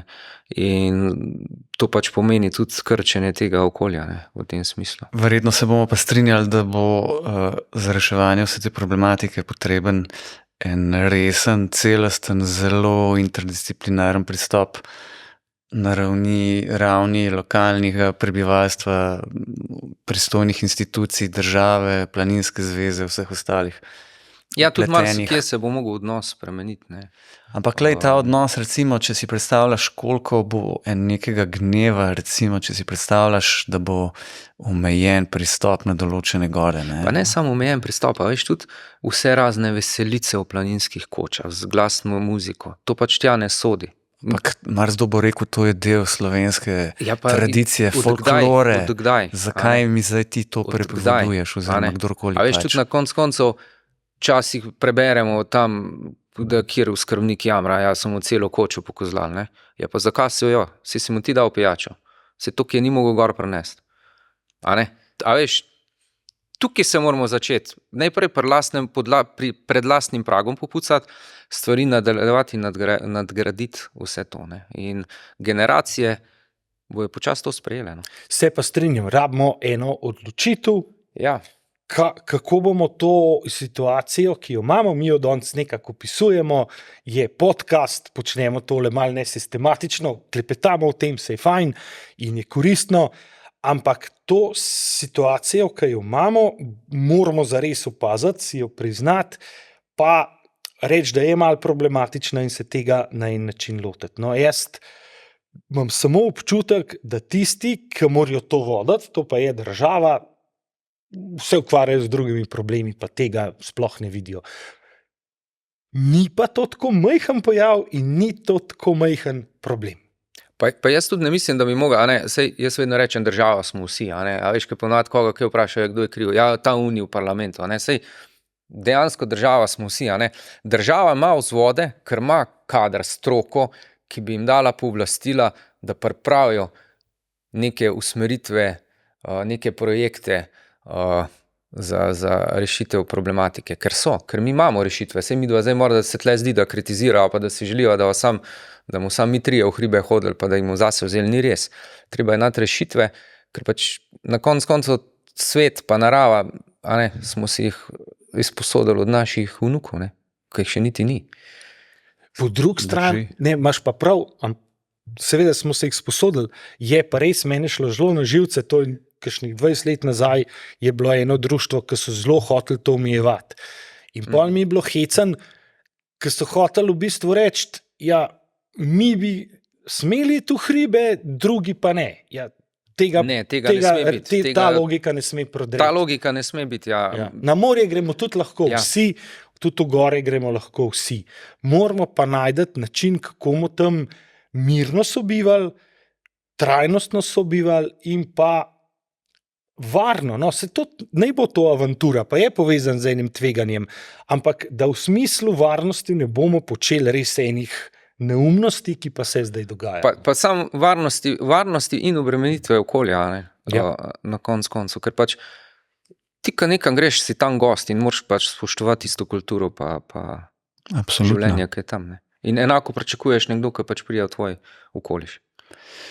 No, glede na to, da smo zdaj kar nekaj stvari opisali, pa vse te spremembe, kako ljudje v zadnjem obdobju se lotevamo gora, kaj bi pa lahko konkretno rekli, recimo, za nekoga, ki začenja, ali pa ki ga začenjajo gore privabljati, pa bi začel rad hoditi v gore. Kaj lahko sploh danes naredi? Oziroma, kaj mi, recimo, če smo, bom rekel, strokovnjaki na določenih področjih, kaj mi lahko konkretno ponudno, oziroma kaj lahko svetujemo? Kako začeti? Kakšen je ta prav način? A je dosti, da se, če rečemo, vpiše naj se v planinsko društvo? To je pa zdaj vprašanje recimo zate, Matjaž. A ga bodo obdelali, da je to dovolj, da se pride na planinsko društvo, pa reče, jaz sem zdaj klele, rad bi to počel, pa čladarino plačeš. Kaj je smisel? Malo moramo generacijsko gledati, starostno gledati. Ne? Pa spet, katero planinsko društvo? Jaz bom zdaj spet izhajal iz Kamnika. Kamnik ima recimo program za mlade planince, Vesele Gorice. Moja hčerka tam tudi, pa vsi otroci šli čez tisto. In dejansko je tam iz tega lokalnega okolja so pač ti otroci, ki se poznajo iz šole in to jim je bilo nekaj najboljšega. In kljub temu, da je zdaj hčerka 19 let stara, ona še z največjim veseljem gre tja z njimi in zdaj že kot vodnica in tako naprej. Skratka, živi s tem. Pa sem mislil, da na neki točki morda celo tega ne bo počela, ker pač tista obdobje pubertete se je nekako odmaknala od tega, pa smo jo pustili. Mi smo jo prikazali ta svet gora. Pol je pa ona malo to po svoje zapeljala in zdaj se pa vrača. Jaz sem ful vesel, ampak ona se vrača, nazaj v planinstvo, to, kar foter počne. Potem pa spet, če gledava neke mladostnike, tam 20, 25, 30 let, si morda želijo malo več adventure, si želijo plezati. Zdaj niso vsi za alpinistične šole. Tukaj dejansko pa nimamo programa. In tukaj bi pač mogli imeti neke programe, ki bi ponujale te neke gorniške šole, tako kot imate v Tržiču, ko jih malo peljete plezati, pa malo ferate, pa tako, ampak so pod nekim vodstvom strokovnih kadrov, kot so gorski vodniki, planinski vodniki in tako naprej.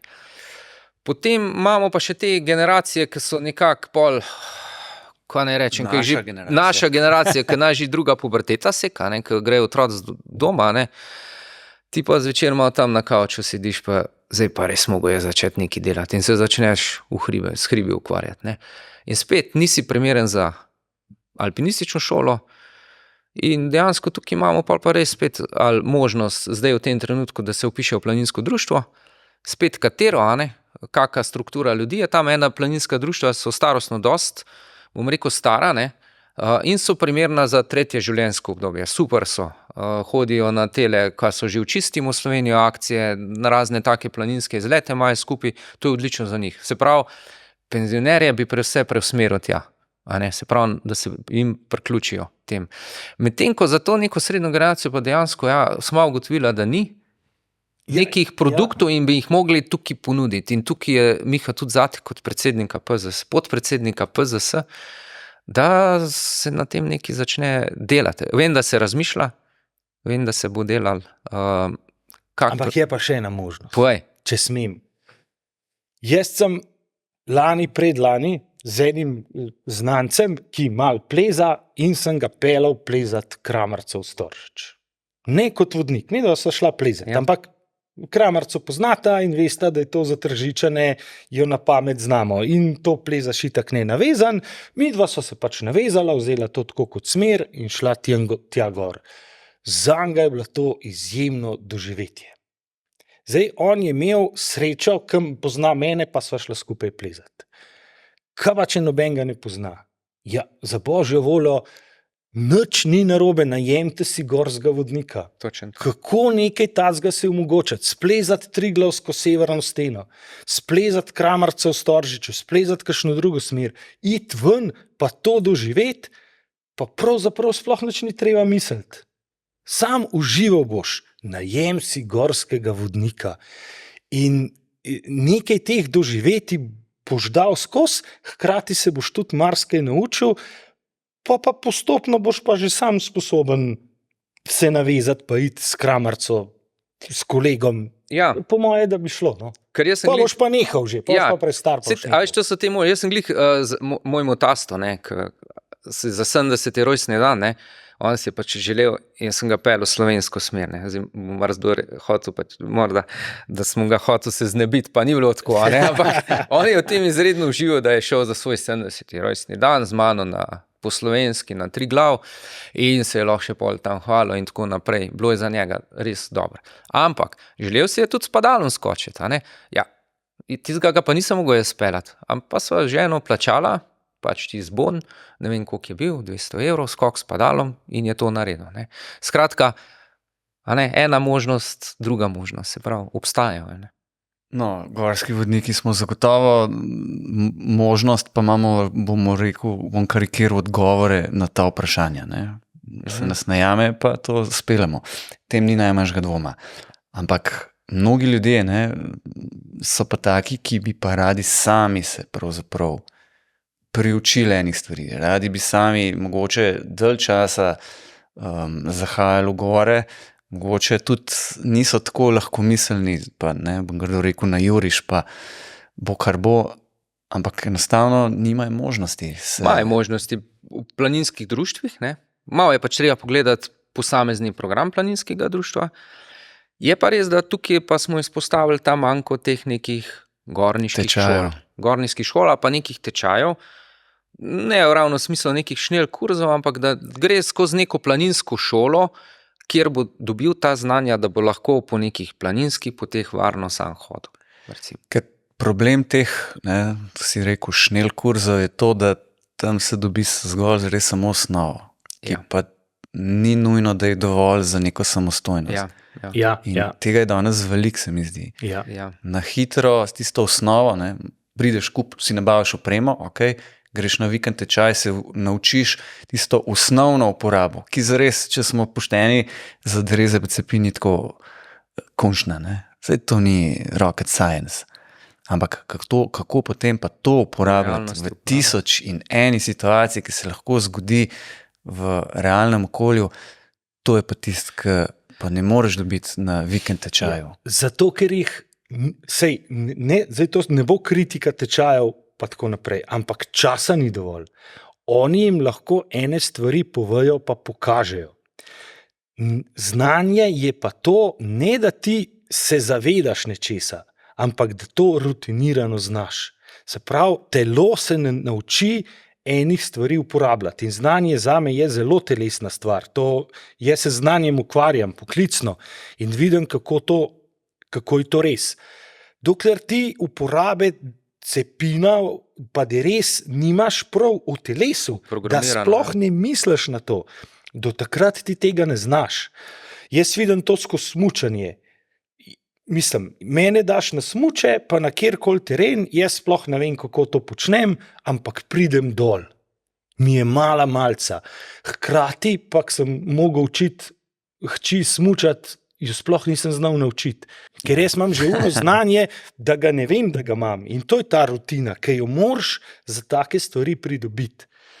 Ni nič izjemnega. Vse to, če počneš dolg časa, se vsakmu to zgodi. Ampak tečaj nima časa, da pridejo ljudje do tega. Zato je ta postopnost toliko pomembna in prav tega marsikdaj ljudje ne razumejo. Da na tečaju dobijo informacije, dobijo prikaz, demonstracijo, zdaj pa rabijo tega zelo veliko v majhnih dozah, da bodo to zares sposobni. Recimo Bojan Polak, starosta, bomo rekel, inštruktor, zame zelo spoštovan. Ne? On pač, ko imamo tečaj, ne, vedno reče pol, ja, to je tečaj, ne, pa rabiš recimo za hojo z derezom 30,000 korakov, da to obvladaš. Ne? In znotraj teh 30,000 korakov je cel kup dogodkov, ki te lahko pa tudi pripeljejo, da ne boš doživel tega 30,000 koraka. Ne? Odvisno od... Drži. Tudi malo je od sreče odvisno tudi v hribih, ne? Ker vse vemo, na Titaniku so bili vsi zdravi, sreče niso imeli. Ne? In to je cel kup nekih takih in odločitev. Jaz velikrat rečem, ja. Ne gre sam za znanje, ne gre sam za izbiro cilja, ne gre sam za pripravo, gre tudi za odločitve. A sta se vidva kdaj obrnila pod smerjo, ko sta rekla, tole pa nekaj in feeling mi danes govori, da tole pa našlo. Ali pa zelo dobro poznamo. Ali pa jaz sem videl recimo na teh naših tečajih, plazovnih delavnicah, ne, na Veliki planini recimo, ko smo imeli. Tja so prišli planinci, ki vem, da veliko po hribih hodijo. Z derezom in cepinom. In vem, da to hodijo in da uporabljajo. Ampak tam je bila neka naklonina z varnim iztekom, smo rekli, lej, prišel si, padel si, ustal si s cepinom. Niti en se ni ustal. No, seveda. Se pravi, cepin nosi za brez veze sabo, če tako gledaš. Sej v končni fazi ta modrost oziroma to znanje, to sposobnost, da se v gorah v kompleksnem okolju pravzaprav pravilno odločamo, to je pa tist, ki je pravzaprav najtežje pridobiti, ne? Ki pa dobiš z nek procesom, potem pa s kilometrino in s kilometrino, z nenehnim usposabljanjem, z nenehnim izobraževanjem. Ne? Sej tudi nihče od nas ne ve vsega. Ne? Tudi mi smo nenehno v procesu usposabljanja in znanja. Ja, marsikdaj zgleda, ko na to opozarjamo, da skušamo biti pokroviteljski, ne? Ampak ne, nam se škoda zdi, glede na izkušnje, ja, meni osebno se vsega življenja zdi škoda, a ne? Pa je lahko moj največji sovražnik, pa ga ne maram, pa ga mi je škoda, da si bi nekaj naredil. In zato so ravno te nasveti opozorila, pač skušaš ljudi nekako odvrniti od nekih stvari. In tudi, ko si rekel, ja, hribi so zelo kompleksni. Ja. Tudi je razlika med obiskovanjem gora poleti pa po zimi. Ne. Zima do nedavnega je res bila rezervirana za tiste najbolj izkušene, ne. Ker tam pa res rabiš kilometrino. Z vsemi temi pripomočki, ki so smrtno nevarni. A ne. Res rabiš kilometrino. Ja, zato ker rabiš to, česar glava sploh ne more zaznati. Točno to. To je, ti lahko delaš prereze, razmišljaš o snegu, ne vem kaj, ampak še bolj pomembno je imeti en občutek, s katerim se jaz zdaj ne morem hvaliti, da ga imam, ampak vsem ga imam pismo in vidim, da ga tisti, ki dolgo hodijo, dobijo en občutek. Ti vidiš vreme, poznaš gore, to je tudi stvar te lokalnosti.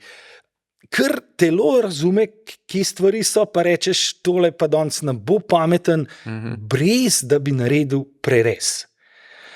In ta občutek zahteva čas. in se ti zgodi, ti ne veš, kdaj ga dobiš, kar naenkrat ga imaš. In še to ne vem, kaj je ta prava izkušenost. Enkrat sva z Aljažem Anderletom, se ga poznata, tudi gorski vodnik, bil je dober plezalec, marsikaj ta zgadal v življenju skozi in pa je on za meni začel govoriti, je rekel, jaz ne vem, če sem izkušen. Pa sem rekel, mogoče pa si je rekel, sam, kdo pa je sploh izkušen? Kdaj sploh rečeš, jaz sem pa res izkušen? Ja. In to se mi zdi zdrav odnos, zato ker je v ta odnos skrita ena bremza, da ne vem vsega in da moram biti previden. In tak človek, ki ima to bremzo, spet na bošu usvajati gora, se ne bo slikal na vrh begunjšce, pa rekel, jaz sem pa danes begunjšce osvojil. Seveda, enemu takmu, mislim, na begunjšco, če bo tam 1000krat, jo itak ne greš še enkrat osvajati, ampak tudi, če bo ne vem kaj splezal, ne bo rekel, jaz sem pa zdaj to osvojil. Zato, ker veš, da tam so ene sile, ki še sploh nisi prepričan, da jih znaš prebrati. Znaš jih pa 1000krat boljš kot eden, ki se je zdaj tega lotil. No, in to je ta postopnost, ki se jo moraš nalest pravzaprav. Ta občutek je tvoja zaščita. No? Mene recimo danes je strah v hribe hoditi. Bolj kot pa včasih. Ne? Ko sem bil mulc, jaz sem bil nesmrten. Ne? Pač, Vsi poznamo na nek način poznate ta tisto občutek, knjigo Na ne. meji smrti od Reinholda Messnerja. Ja. Ne? Pač to je bilo to. Ne? Ampak pa, ko greš brati Nevarnosti v gorah, od Pita Schuberta, pa začneš te stvari spoznavati, danes me je strah, je to hribe. Ja, sej, ne, tudi, ko si ne 20 let reševalc, jaz si priznam, da so ene nesreče vplivale name, ne kot v smislu ene psihične travme, ampak kot v smislu bremze. Zavedanje. Ja, bolj strah, bolj veš, kaj se lahko zgodi in vem, da nisem edini, ker so mi to mnogi povedali in je tako da mogoče ne bilo za kakšnega, ki je preveč pogumen, slabo, da gre na kakšno GRS akcijo, zraven pa ne mislim te, ki so smrti pa neke usodnosti, ampak že, ki so poškodbe ali pa zalezeni ljudje, da bi dobil občutek, kako se ena taka stvar odigra, kakšna čustva so noter vpletena, zlasti ponesrečencev, in pol dobiš precej bolj jasno predstavo, kako to zgleda. In te predstave ljudje nimajo. Pa zanimivo je to, meni je ravno Andrej Pečjako recimo je rekel, bravo, da to vse počnete, ne? Ker ne glede na to, kdo je ta poškodovanec, ima nekoga od zadaj, ki ga ima rad, ima ženo, otroke, starše. Ne? In ravno tukaj recimo, mi je svoj primer povedal, mi do ženo so prej skup plezala še pred otroci, ne? In pol, ko so dobila hčerko Medejo, najprej pa pol še ostala dva, so to nehala početi, skup plezati, je to steno, zato ker pač nekako so se zavedala te odgovornosti, da na neki točki lahko naveza pač pade dol, ne. To je dejavnost, to je alpinizem, ne, in zadaj so pač 3 otroci, ne. Sej danes, če pomisliš, to se lahko tudi na cesti naredi, ko se skup peleš, ampak še vse, ne, imaš to zavedanje odgovornosti, no, da postopaš temu tako. Pač hodimo v hribe, ampak v steno gremo pa ločeno. Poznam tudi pare, ki so podobno ali pa še zdaj podobno razmišljajo. Ja. Da praktično v gore ne grejo skupaj plezati, ravno zaradi tega. Ne. Zaradi te možnosti, ki Bog ne daje, ampak pride, lej. Gore so nepredvidljive. Moja hči se je zdaj vpisala v alpinistično šolo. Mislim, letos obiskuje. Mislim, mojih staršev sem prepričan, ni bilo nikoli toliko strah, zame pa za brate, ki tudi plezajo, kaj zdaj mene zahči. Jaz jo spodbujam, ampak nekaj meni pa tudi najraje to prepovedali. No, meni je Medeja tudi rekla, da bi rada šla v alpinistično šolo, ne? Pa sem tako zelo na uni strani, da bi jo odvrnil od tega. Da rajš balvane plezi. Pejte se na športno plezalno. Čeprav na neki točki, vem, če se bo odločila, da mogo pač prestopiti pa pomagati, ampak ja, če pa ne, pa tudi bom zelo vesel. Ampak lej, jaz vem, zakaj me je strah. Ker vem, kaj to pomeni. Vem, skozi kaj bo šla. Vem, skozi kaj sem šel jaz. Točen to. In si pa, da grejo skozi to fotri, ki začnejo pri 50 plezati, zdaj jaz bom letos 50, tako da lahko o tem govorim, jaz si tega ne predstavljam. Res si ne predstavljam. Pa problem je, ker se tako naivno lotevajo. Ne? Ja, naivno brez se lotevajo. nekega resnega razmisleka, kaj lahko to naredi. Ne? Pa sej Ne, če zdaj sta kuli vržem na tla, bo dol padel, ne, se v gorah bom pa jaz dol padel. Pa že ta neka zdrava, ne, včasih smo rekli, kmečka pameti poveda. Treba mačkrat razmisliti. Mi smo imeli enkrat enega modela, ki nas je klical, ki je šel po zimi v hribe, pa nas je klical, da ne more dol prideti. Ne? In pol pridemo do njega in ti naši, ko so ta prvi bili tam, jih je nadrl, ne? Zakaj jih je toliko prišlo, da bi bilo dost eden, da bi mu sam cipin pa dereze prinesel, ko je ni imel. Ne? Tako, ne? Pač, in to človek zrel, odrasel, tako gledaš, kje smo. Kje smo skrenili z te naše evolucijske poti.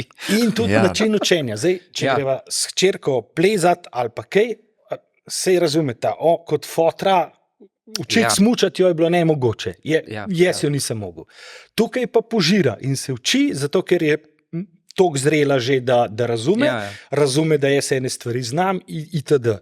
Drugi mogoče tečajniki še bolj požirajo od inštruktorjev pa vse. Zdaj pa spet z Danske sem ga pelal po Kramarci, sem šel še kaj z njim plezati, take več raztežajne, lažje smeri in jaz ga kar naprej komandiram. In on me grdo gleda, ker zdaj to en pri 50-ih komandira enega pri, rečemo, 47-ih. Ampak seveda ga je treba komandirati, kako se prevezuje na štand, kako to, cel kup stvari, iz izkušenj jaz vem, kako je prav, on pa to dela malo štorasto, kako ima stvari na pasu, kako te dolge komplete za eno roko pospravaš, plezaš in take stvari. Ne? In zdaj njemu to ni tako všeč, da ga tam eden pri teh letih komandira in to je tudi en vidik. Hčeri pa to ni nič, povzame to kot del procesa učenja in klele je zato seveda, mi je še manj jasen, kako se pri teh letih to lotati. Ne, tudi je malo način življenja. Ne? Recimo, naš alpinistični dialog je še vsem malo tisti hribovski trd, ne? Smo navajeni mrskej, ne? Da ti, veš tako. Medtem, če pa dobiš nekoga iz mesta, ne? Pa te kar malo krivo gledal, ne? Če už mu kaj bolj tako rekel, kaj pa zdaj ti me, veš tako. Ne? Se veš, kako se mi pogovarjamo, ne? Niti trzneš, ne? Ali pa ta naš humor. Čak, na sestanku se lahko obnašaš diplomatsko, lahko se obnašaš uglajeno, lahko razmišljaš o svoji komunikaciji, tam pa ne moreš, tam moraš pa ti preprosto reči, ker se mora nekaj, kar je narobe, rešiti takoj. In tudi se ne more z ljudmi tam vikati, pa nekaj, ne vem kaj, to je tako odnos in to pa še zraven. In zdaj eden, ki tega ni sposoben sprijeti, že nekako ni za to. In mlajšim ljudem je to lažno. A si predstavljaš v Paklenici, ne, za 1. maja, ti si gor na prvem raztežaju, ne, na sidrišču, pa rečeš, podrite varovanje, ki si ga viko. Ali pa pridite gor. Se ne zgodi, ne. Se ne zgodi. Je pa res, da ne, jaz kot gorski vodnik, recimo, na začetku neke ture ali pa sploh, če sem več dni z ljudmi, določene stvari ljudem razložiš, potem glede na to, da nimajo izkušenj, pravzaprav ni nikoli nobenih težav tukaj. Ne. Stvari same stečejo in so tudi jasne vloge, predvsem moja vloga. Ne. In tukaj res jaz pravzaprav vseh teh letih nisem imel nikoli nekih težav. Veš, kaj bi še se lotil še ene teme? Lejta, zdaj je maj, zdaj narava je eksplodirala, temperature se dvigujejo, hmalo bomo v kratkih hlačah začeli hoditi, v gorah je pa še vedno veliko snega. In zdaj, ko bo prišel junij, se bo nekako začela poletna sezona. Kaj bi vidva rekla, kako se zdaj lotevati teh osnovnih planinskih tur, da ne rečem kaj bolj kompleksnejšega. Ampak iz prehoda, iz tega zimskega, gorskega okolja v poletno, par napotkov ljudem, kako postopati. Predvsem velja postopnost, tukaj se strinjava, se pravi, da ni prva tura na Grintovc ali pa na Triglav, da pač začne z nekimi nižjimi stvarmi. Druga stvar je zelo pomembna, da je pač treba preveriti stanje. Planinske koče ni nujno, da so vse odprte. Vse to je že tisto, ko že ptički čivkajo vsak let, ko ponavljamo. Ne? Se pravi, pokličeš planinsko društvo skrbnika, vprašaš, a je koča odprta, kakšna je planinska pot, ker tudi zdaj spomlad so planinske poti dostkrat uničene zaradi snega padajočega kamenja. In to je že začetek, ta priprava osnova. Se pravi, tudi ko gremo na morje, se prej pozanimamo, kdaj pelje trajekt, kakšne so zastoje na cesti, kje lahko gremo čez mejo in tako naprej. Isto velja za hribe. In potem seveda izbrati primerno planinsko pot, se zaveda, da tudi lahka planinska pot, se pravi pot iz Kamniške Bistrice na Kamniško sedlo je lahka planinska pot. Pa treba je 3 ure hoditi, vmes so korenine, kamenje, ki je zdaj zrahljano, noga se lahko hitro obrne. Skratka, ni kot lahka pot tudi primerna za posameznika neveščega hoje. A ne? In to so prve ostale, se pravi, da se gre v hribe z nahrbtnikom, da je tista obvezna planinska oprema, naglavna svetilka, prva pomoč, brezalkoholni topli napitki, kapa, rokavice, topla oblačila. Zlasti to, Ja, to mislim, da premalo poudarjamo. Skoraj vsi ponesrečenci, ne da so poškodovani, ki jih gremo Podhlajeni. reševati, so podhlajeni tudi poleti. Biti v hribih, primir pa čakati, pri 10 stopinjah je hladno. In zanimivo je, mi imamo v GRS polet največ primerov, ko nosimo s sabo tople deke. To so, poznate tiste za prste, ki prelomiš, da se ogreje. No, mi imamo take, da se Za cel človeka, telo, za cel telo not. In to je najbolj uporabljen pripomoček za ponesrečence julija, avgusta recimo, ki so podhlajeni, ki so gor grejo v kratkih hlačah, a ne v kratkih majicah, sploh te, ki imajo malo nagnjene po raznih Discovery Survivorjih, ne. Tako da, Kjer je vse mogoče. kjer je vse mogoče, ekipa zada skrita se pa ne vidi, ne. Ja. Ja, po cepim pa dereze, ne vem, si rekel, Nisem omenil, to ali pa daj, si, še dodaj, ampak snežišča, prečkanje snežišč. Kar nekaj smrtnih nesreč. Jaz se ene spomnim, marsikjerga reševalca je bil tisti primer kar malo traumatičen, ker se je naredil v Storžiču v žrelu zelo nizk. 2 fanta sta šla z tistega snežišča, je bilo vse skupaj, ne vem, če 20 metrov. In se je ubil, in ta drug bi se tudi. Ne moreš priti čez brez derez, nimaš šans. Pa sta poskušala, pa so jo soden končali. Zaradi 20 metrov. No, Kdaj je zaradi 20 metrov treba s sabo vzeti dereze pa cepin? Če ne pa obrniti. Ja. Ja, pa čelada, zdaj pomlad, bo veliko zapadlega kamenja, sploh recimo tam, kjer poti potekajo pod stenami. Ali pa recimo, ko je množica ljudi, ne, na nekih meliščih, jaz dam čelado na glavo, pa ni nad mano stena, ampak ko bo spreda kolorato, kamen se odbije. Dosti je, da ti prileti v glavo en majhen kamenček. Majhen kamenček, koliko premera centimeter, ne, z višine 30-40 metrov, ko pade, gre skozi glavo. Ne. In take stvari lahko preprečimo čelada. Ja, mene kar gledajo, kdaj je, ko imate pa čelado. In jaz mislim, seveda se proš kamne dol. Ali pa jaz si jo dam gor, ko grem recimo z kamniškega sedla, ko so korenine. Ja, s čim boš pa udaril po tleh najprej, ko boš preletel na tla? Ja, z glavo. Kje pa piše, da širkezi ne more pasti na korenini, ne? A veš? Ja, pa še nekaj bi dodal. Koga si vzamejo za zgled, pa koga hočejo posnemati. Latinski pregovor je quid licet Jovi, non licet Bovi. Dobesedno pomeni, kar je dovoljeno Jupitru, ni dovoljeno govedu. Se pravi, je ena razlika. Jaz kdaj, ko grem ženo kam, in jaz tam nek dol, prav joj, ko šla pa tukaj dol, in jaz laufam in rečem, lej, se sam laufaš. In ona pravi, jaz ne morem tle dol laufati. In to je razlika. Jaz marsikje lahko tečem v supergah, pa bom zdaj res odkrit, ko drugi rabijo spin pa dereze. In nisem noben Superman. Vem, da to vsi trije lahko.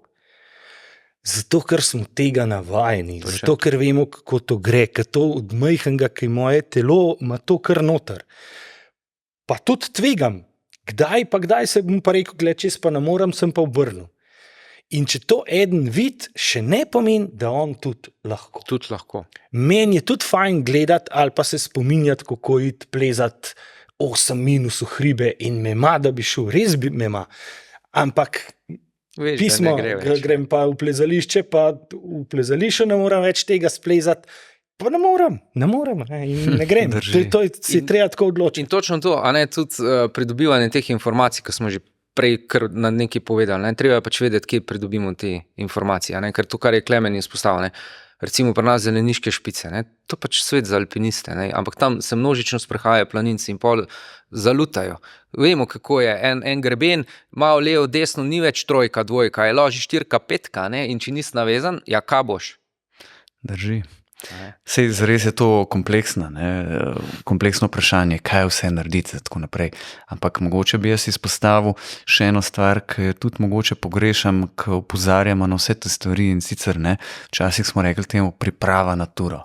Skratka, stvari, na katere moramo pomisliti doma, preden se odpravljamo kamorkoli, ker moramo pravzaprav v glavi izpeljati celotno turo in se ustrezno pripraviti od opreme, taktike in tako naprej.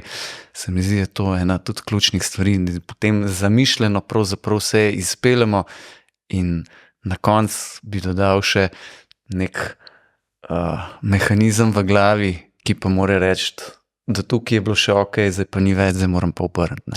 Se tukaj je točno ta moment, ne? Se pravi ta instant planinstvo, no? Tako, se pravi, ko grem jaz v hribe ali pa ko greš plezat, ne, te stvari že prej premlevaš par dni in tukaj se začne to razmišljanje, rabim to opremo, moram da malo pogledam ono tretje. Skratka, se dogaja nek proces v tepa, ne. Ni to zdaj stvar, zdaj tle sedim, čez 1 minuto, grem pa zdaj tja plezat ali pa tja hodat, ne. Se pravi, ta manjko je danes in danes se pa večina stvari odloča kar tako, v hribe kar tako. Se pravi, jutri gremo pa tja in gremo tja.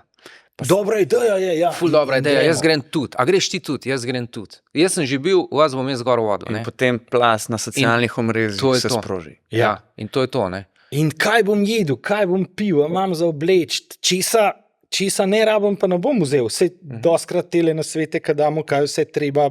Je preveč lahko, ne? Ja, seveda. In to, kar si rekel, Miha, ta taktika, predstava, tega je kdaj premalja.